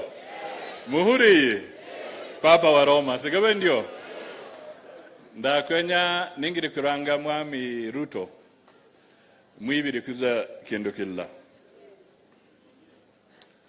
Si Uhuru aliita watu Sagana akasema anatoa scorecard ya yale ambaye amewahi kufanya katika eneo karibu na yake ama eneo ya Mlima Kenya kwa huo muda wa miaka 10. Akataja mabarabara, akataja kila kitu, akatoa scorecard, projects za maji, projects za barabara, watu kuajiriwa. My friend, amemaliza miaka yake 10, scorecard yake hapa ni nini? Scorecard yake hapa ni nini? Na yule wa Azimio anasema akipata atafata nyayo za Uhuru.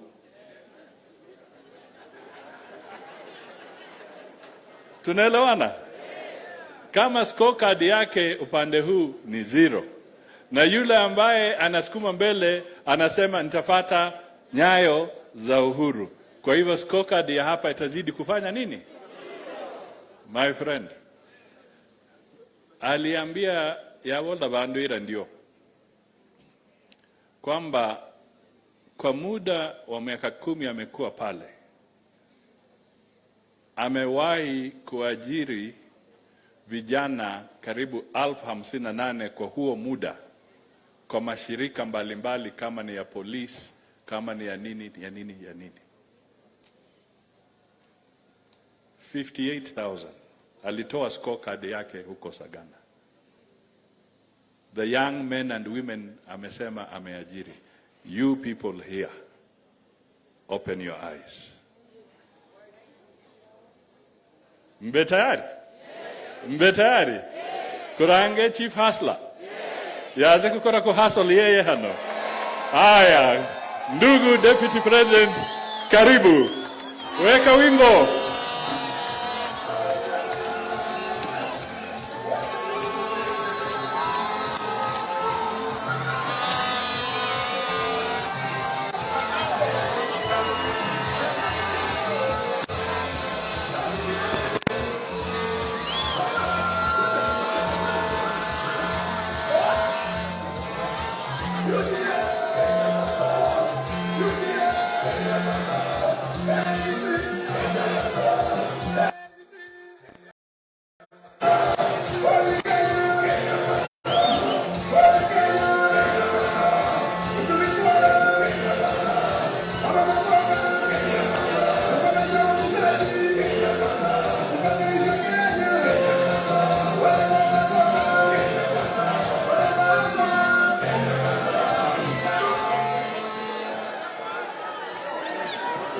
Asanteni sana.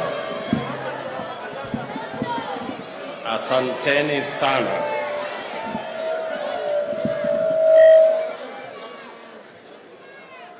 Asanteni sana. Ndugu yangu Mheshimiwa Musalia Mudavadi, Mheshimiwa Wetangula, waheshimiwa viongozi wote,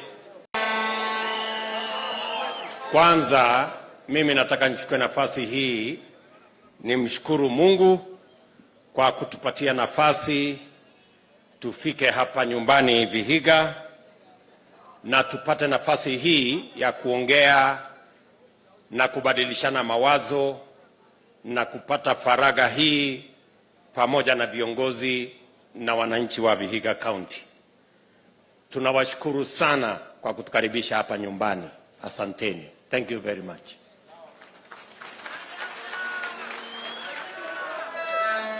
Vile mumesikia ndugu viongozi wenzangu wakisema, leo tumekuja hapa Vihiga kwa sababu ya jambo la muhimu.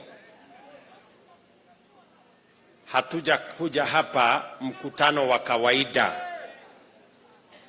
Hatuja kuja hapa mkutano wa kisiasa wa kawaida. Leo tumekuja hapa kwa sababu ya jambo la muhimu inayohusikana na wananchi wa Vihiga hapa Vihiga County. Mimi nataka mjue hivi. Vile ndugu yangu Musalia amesema, sisi tumeungana na tumeungana kwa jambo moja ya muhimu. Tumeunganishwa na maono yetu kama viongozi katika chama cha UDA, chama cha ANC, chama cha Ford Kenya. Sote tulikuja tukaketi chini tukasema, what is the priority for the people of Kenya? Na sisi wote tukasema the priority is the economy of the country of Kenya. Ndio tukaamua sisi wote tuungane kwa sababu tumeunganishwa na maono ya mambo ya uchumi wa taifa letu la Kenya.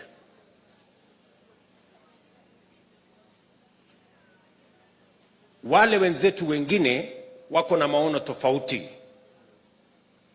Leo tukiwa hapa Vihiga tukiongea mambo ya uchumi, mambo ya kilimo, vile mtafanya biashara, vile tutakuwa na soko, vile tutakuwa na ng'ombe za grade za maziwa, vile tutafanya value addition.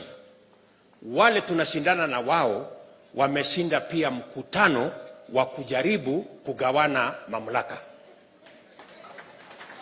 The difference between us and our competitors is like day and night.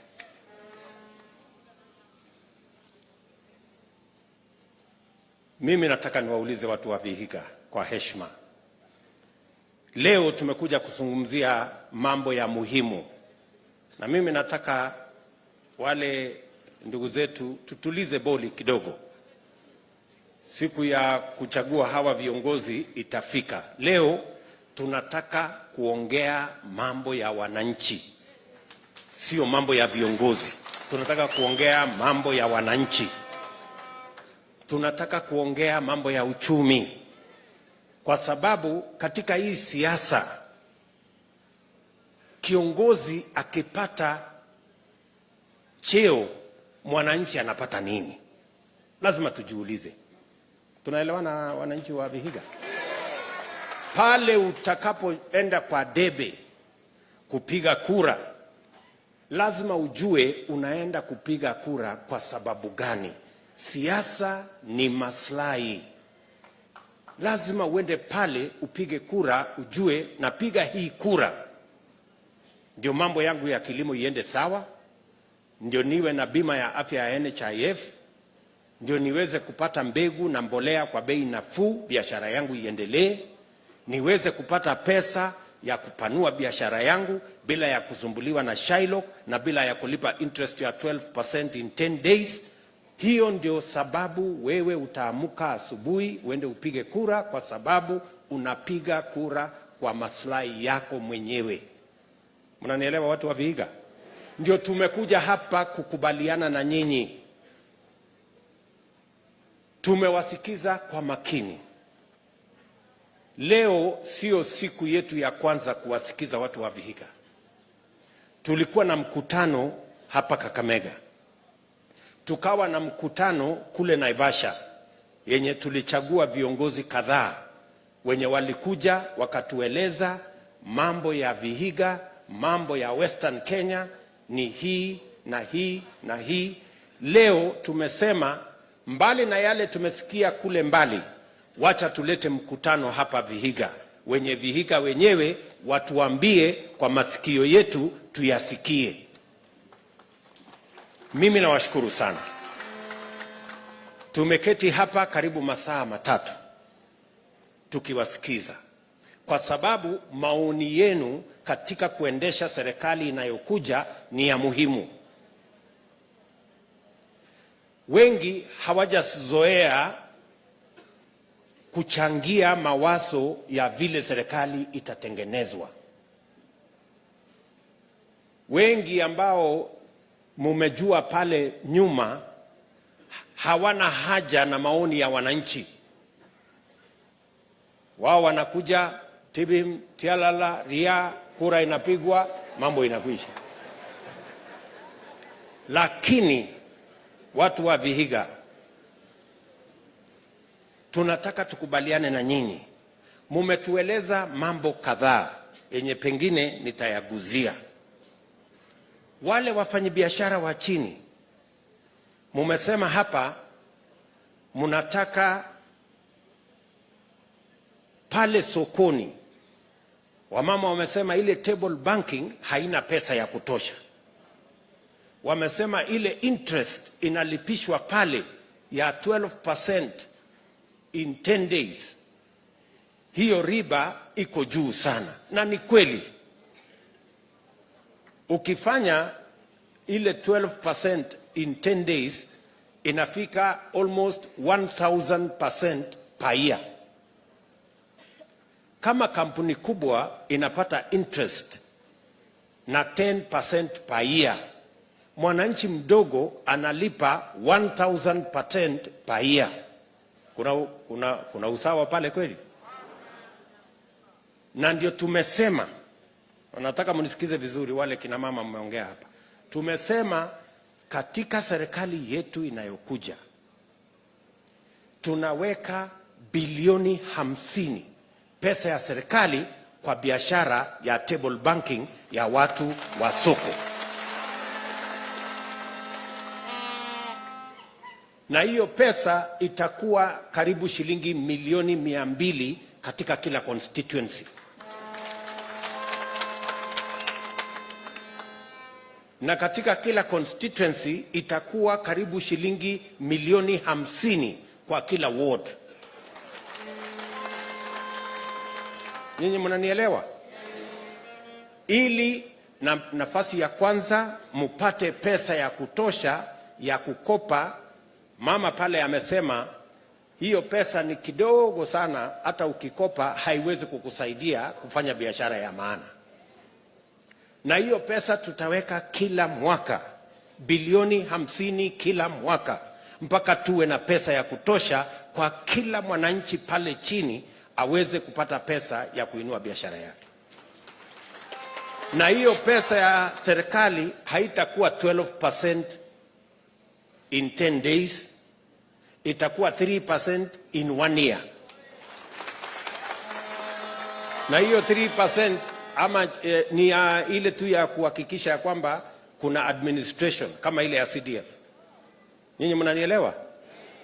Mmenisikia vizuri?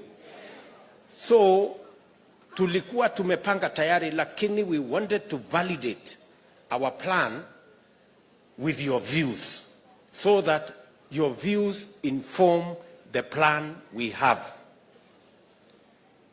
Watu wa bodaboda wamesema hivyo. Unachukua mkopo ya shilingi 1,100, unalipa 1,280 kwa mwaka 1.5. Tumesema hiyo hazina ambayo itakuwa kwa ward, wewe mtu ya bodaboda, badala ya kwenda kukopa kwa Shylock, badala ya kwenda kukopa kwa wale wanauza pikipiki, utachukua 1,100 pesa ya serikali kwa interest ya 2% ama 3% per year. Hiyo shilingi 1,100 ikizidi sana utalipa 1,110 baada ya mwaka 1.5 na uwe na pikipiki yako. Ile pesa ingine karibu 1,160 ambayo ungelipia yule mtu wa Shylock, hiyo itakuwa faida yako. Nyinyi mnanielewa?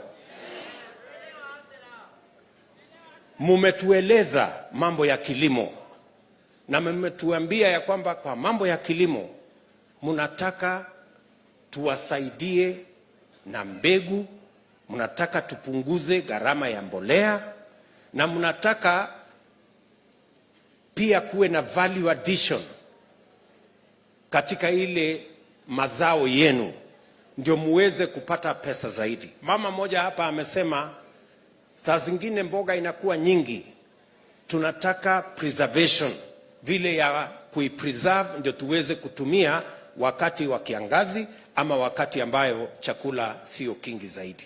Sisi tumekubaliana?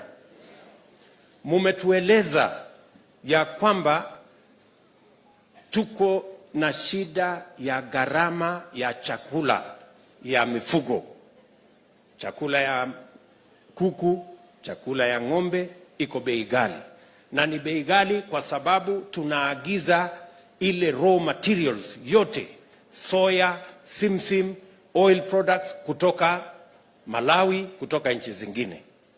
Tumekubaliana hapa Western Kenya, na nataka mnisikize vizuri, hapa Western Kenya wasomi watawaambia tuko na nafasi ya kukuza oil crops, simsim, palm oil na zingine ambazo zinaweza kutusaidia hapa.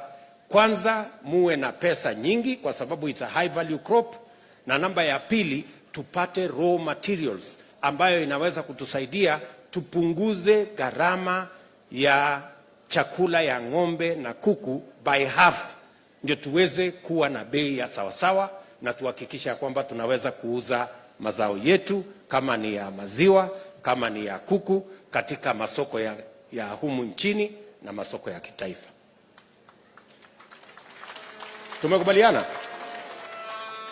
Tumekubaliana na nyinyi vile vile ya kwamba mnataka wafanyabiashara wafanye biashara katika mazingira ambayo iko sawa sawa. Wafanyabiashara wengi wanauza mazao yao barabarani. Kama zio mvua ni jua, kama zio jua ni vumbi, kama zio vumbi ni kukanyagwa na lori. Si ni kweli? So tumekubaliana na Mheshimiwa Agoi, wewe tunakuombea Mungu uwe governor wa Vihiga County. Tunataka tushirikiane na wewe tuhakikishe ya kwamba tuko na soko ya kutosha katika kila shopping center, ndio ipatikane mahali wafanyabiashara wetu wasiuze barabarani, wasipigwe na jua, wasihangaishwe na mvua, wawe na mahali pazuri, mazingira yenye iko na afya, mahali hakuna vumbi, wanaweza kuuza mazao yao na wanaweza kufanya biashara zao. Tumekubaliana? Vile vile mumetueleza ya kwamba mama moja hapa amesema matatizo ni kwamba kule nyumbani tuko na hali ambayo usalama imekosekana kwa sababu vijana wengi nyumbani hawana ajira. Wanangojea mama akishafanya kazi kidogo, wanangojea nyumbani. Wengine wanaanza kuwa wahalifu. Si ni kweli? Mimi nataka tukubaliane na nyinyi. Mzee mmoja pia amesema kutoka kule Hamisi ya kwamba mnataka Hamisi igawanywe mara mbili, ili wakati watu wanaajiriwa wa polisi na wale wanaajiriwa wa jeshi na wengine pia wapate nafasi ya kuajiriwa. Si ni kweli? Lakini swali mimi nataka niwaulize, wale wanaoajiriwa kwa polisi ni watu ngapi kwa kila kituo? Watu ngapi? Watu wawili, sio? Ama watatu? Ama wakiwa wengi sana ni watano? Si ndio? Umesema ni mbili. Sasa mimi nauliza nyinyi, hata tukifanya hesabu namna gani, watoto ambao tuko nao nyumbani ni wangapi? Si ni maelfu? Sasa hii mbili itachukuliwa mara ngapi ndio tumalize watoto wako nyumbani? Si tunapoteza wakati? Ama namna gani? So mimi nataka niwaulize, sisi tumesema kama Kenya Kwanza, we have a deliberate plan on how to create jobs for our young people. Tuko na mpango makusudi ya kupanga ajira ya vijana wetu.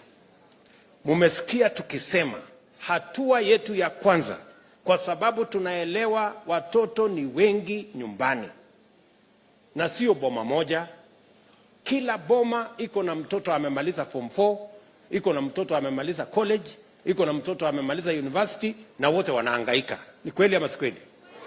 Ndio tunasema hivi, hatua yetu ya kwanza, vile mumesema hapa, changamoto ya watoto ambao hawana ajira, tumesema hatua yetu ya kwanza ni kuweka pesa ya serikali, na tumesema bilioni 100 ya kwanza ni ya kupanga ajira ya hawa vijana wetu. Na hiyo ajira tutapanga hivi, nataka mnisikize vizuri. Tutapanga hiyo ajira namna hii. Wewe Bwana Agoi, tunakuombea Mungu uwe gavana wa hapa Vihiga. Tunataka pale Majengo, tunataka Mbale, tunataka Chabakali, tunataka Hamisi, tunataka Shamahoho, tunataka Luanda. Tunaelewana? Zile towns kubwa ya hii Vihiga. Tunataka pale kwa sababu Vihiga tuko na shida ya ardhi. Tuko na shida ya kugawanywa kwa mashamba. Sasa tunataka kuanza ile program ya urbanization. Tutakubaliana na governor wenu pale Shamahoho tujenge kama ni nyumba 1000. Kama ni Luanda tujenge nyumba 1000. Kama ni Majengo tujenge nyumba 1000. Na tayari tuko na watu ambao wako tayari kutupatia pesa ya kujenga hiyo manyumba. Tukijenga nyumba 5000, nataka tufanye hesabu na nyinyi. Tukijenga nyumba 5000 hapa Vihiga, kila nyumba moja tunaajiri vijana 8 kujenga. Na vijana mumesikia tuko na wao. Kuna wale wanatoka pale Lotego, kutoka TTI ya Lotego. Si ni kweli? Kuna wale wanatoka Chenzeiwe kwa TTI ya pale Vihiga. Si ni kweli? Lotego hapa Sabatia. Si ni kweli? Mahali ambayo hatuna TTI kwa sasa ni Luanda, lakini hiyo ya Luanda tutajenga. Mahali tuko na TTI ya Ebukanga hapa Emuhaya. Si ni kweli?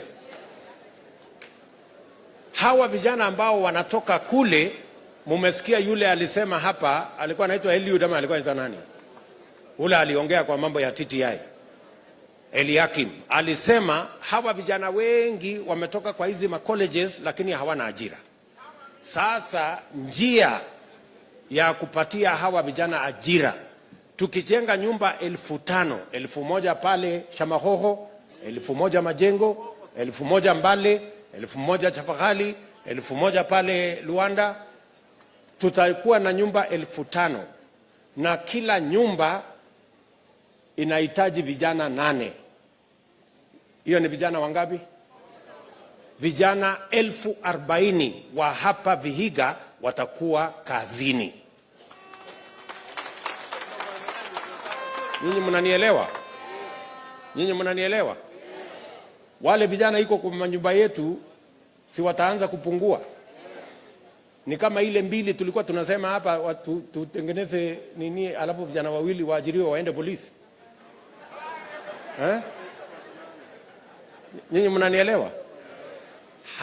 Hatuwezi kupanga mambo ya ajira ya hawa vijana kwa kupanga ati wataajiriwa vijana wawili waende polisi, ama vijana 3 sijui kwa kila sub location ama nini waende mahali fulani. We need a massive, a Marshall plan on how to create jobs so that we can make the talent, the expertise, the knowledge and the effort of our young people count as we drive the economy of our nation. Nyinyi mnanielewa? Wewe bwana gavana, uko sasa na kazi ya kufanya. Uko anza kupanga shamba ekari 5 pale Shamahoho. Tuanze kujenga hiyo manyumba. Anza kupanga Mbale, anza kupanga, na kama hakuna ardhi nunua na pesa ya county, sisi tutakuletea pesa ya kujenga hiyo manyumba, na hawa watu they will be the occupants of those houses. Nyinyi mnanielewa? Huyu jamaa anasema tuanzie Shamahoho. Tutaanzia kila mahali. So usijali. Sijui kama tunaelewana watu wa Vihiga. Tunaelewana? Jambo la karibu mwisho. Pia mumetueleza ya kwamba kuna barabara ambazo zimejengwa. Jamaa moja amesema ile ya kutoka Gisambai inaenda Shamahoho imechelewa kidogo hapo kwa sababu BBI ilienda na pesa. Sasa barabara ikakwama. Na hiyo barabara inatakikana iende Shamahoho, alafu iende Muhudu, alafu ipande iende mpaka Ikolomani kule ng'ambo. Ile barabara ya kutoka Kwanda imeenda Luanda, imekuja Esirulo, imeenda mpaka Magada. Sasa tunataka kuunganisha Magada iende Mbale.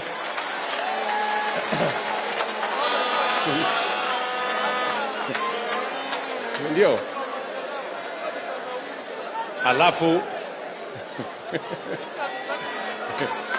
ikitoka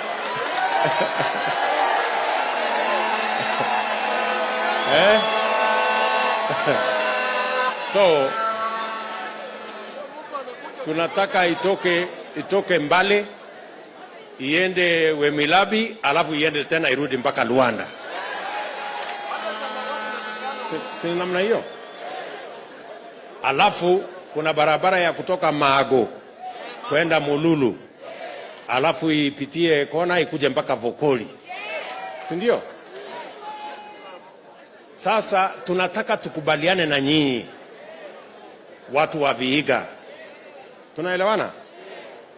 Tunataka tukubaliane na nyinyi ni barabara gani ya muhimu, the priority roads, the first 100 acres, the 100 kilometers ya barabara ni gani.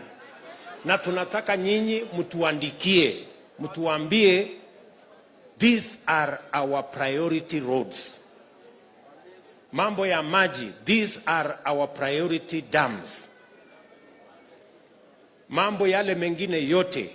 Na ndio sababu tumekuja hapa tukubaliane na nyinyi watu wa Vihiga, na mimi na Musalia na Weta na viongozi wengine wote wa Kenya Kwanza.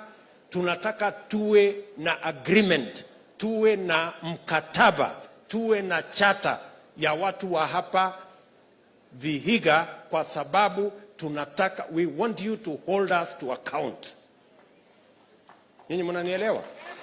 Na tunataka tuandikiane na nyinyi, ndio tusipofanya mkuje mtuulize maswali. Ama namna gani? Tunaelewana? Hatutaki kitendawili hapa. Hapana, no. No. Hii kitendawili imeleta hasara kwa hii Kenya. kitendawili. Alafu mwisho unapiga kura, ujui ilienda wapi. Mwisho unaambiwa ilikuwa ya Canaan, alafu Canaan haikuenda. Sasa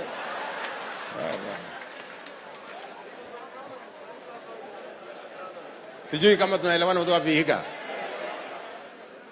Mimi na huyu Musalia na Weta na viongozi wa Kenya Kwanza tuko tayari kuandikiana mkataba na watu wa Vihiga ili tuweze kukubaliana ya kwamba wakati mtakapo kwenda kupiga kura, mnapiga kura mkijua barabara kutoka hapa mpaka pale itatengenezwa. Watoto wetu 40,000 wataajiriwa. Mambo yetu ya soko itajengwa mahali hapa na hapa na hapa. Wamama wetu watapata pesa katika kila ward ambayo watatumia kuendesha biashara yao. Sijui kama tunaelewana. Hiyo ndio siasa. Siasa si hii ya TV mnatelala na karabati ingine na hekaya ya Bunwasi. Tumekubaliana watu wa Vihiga? Vihiga tumekubaliana? Mimi nataka niwaambie nyinyi vijana. Nataka munisikize kwa makini. Musikubali kwamba nyinyi ni watu tu ya kupiga makelele na kupiga makofi. Hapana. Wewe lazima uwe katika hii mkutano ukifikiria nini nitapata nini wakati nitaenda kupiga kura yangu. What will I get? Sijui kama tunaelewana. Kila mmoja wetu, na ndio sababu tumekuja hapa tuwaulize kwa unyenyekevu. Watu wa Vihiga tunataka tuunde serikali hii pamoja na nyinyi. Muko tayari jameni? Muko tayari? Tutaunda hii serikali pamoja. Mwisho.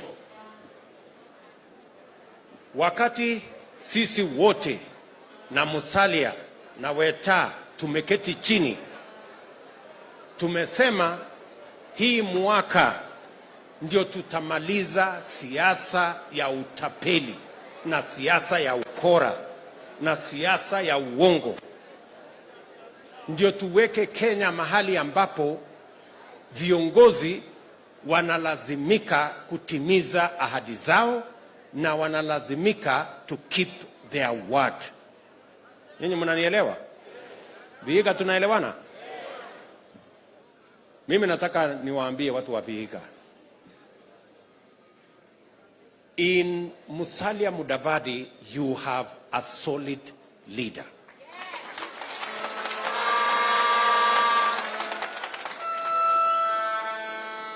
Wacha niwaambie. Let me repeat this. Huyu Musalia Mudavadi na huyu Moses Wetangula, wakati vitisho imejaa Kenya, blackmail, threats, intimidation imejaa katika taifa letu la Kenya, walisimama imara na kusema hatutanunua ukora, hatutakubali vitisho, tutaamua vile tutaunda serikali ya mwaka ujao na wale tunakubaliana na wao.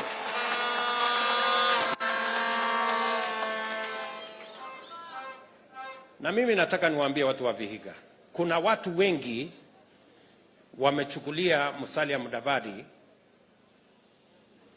na ile ungwana alio nao wakamuona eti ni mtu hivi hivi, lakini mwaka huu watajua hawajui. Watajua hawajui. Wacha mimi niseme nikiwa Vihiga.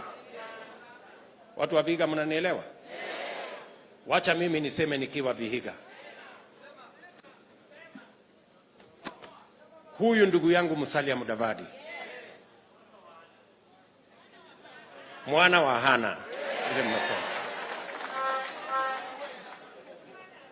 ni mtu muungwana na ni mtu mwenye msimamo na ni mtu wa kujitolea. Viongozi wachache mno wanaweza kufanya mambo ambayo haimfaidi yeye binafsi, lakini anatafuta ile itafaidi watu ambao ni supporters wake. You don't find such leaders easily. My friend Musalia Mudavadi has demonstrated that he has the capacity to make sacrifices when sacrifices are needed of him, and he continuously looks at the big picture. Huyu Musalia si alimsupport Raila Odinga 2017? Si ni kweli? Bila ya kuuliza kiti chochote. I want to tell you, it is very rare to come across such leaders. And I want to tell you, my brother Musalia Mudavadi, your sacrifice for the greater good of Kenya is going to pay off in our lifetime.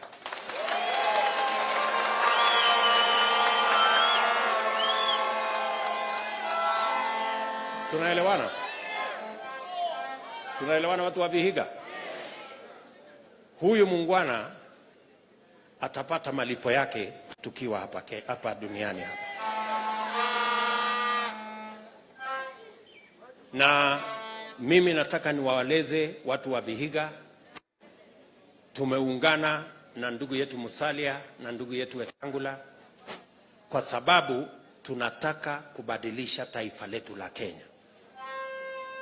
We are serious, we are committed, we mean business, and God willing, we are going to change this country in our lifetime because we are committed to changing our country.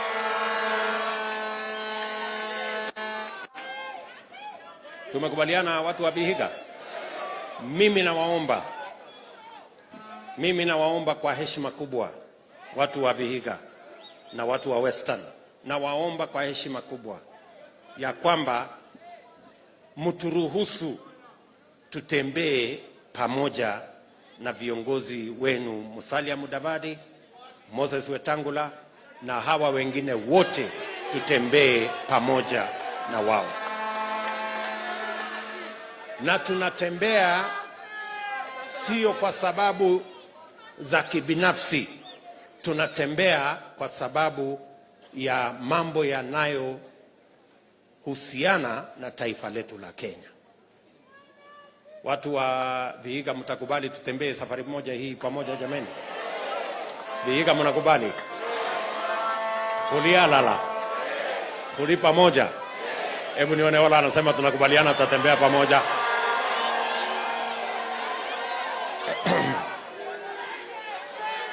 Nikisema harambee, tunasema Kenya kwanza. Harambee. Harambee. Kenya kwanza. Tunasema kazi ni kazi. Kenya kwanza. Kenya kwanza. Kazi ni kazi. Kazi ni kazi. Nataka mjue ya kwamba tunawapenda sana. Tunawatakia heri na baraka za Mungu, na tunawaomba kwa unyenyekevu mtupatie huyu gavana wetu wa Kenya kwanza jameni, na mtupatie mama county wa Kenya kwanza, na senator wa Kenya kwanza, na ma MCA wa Kenya kwanza, na wabunge wote wa Kenya kwanza.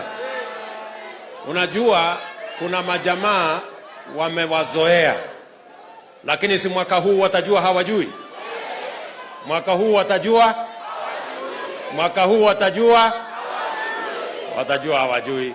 Asanteni sana. Oriomuno, Nyasaye amulinde.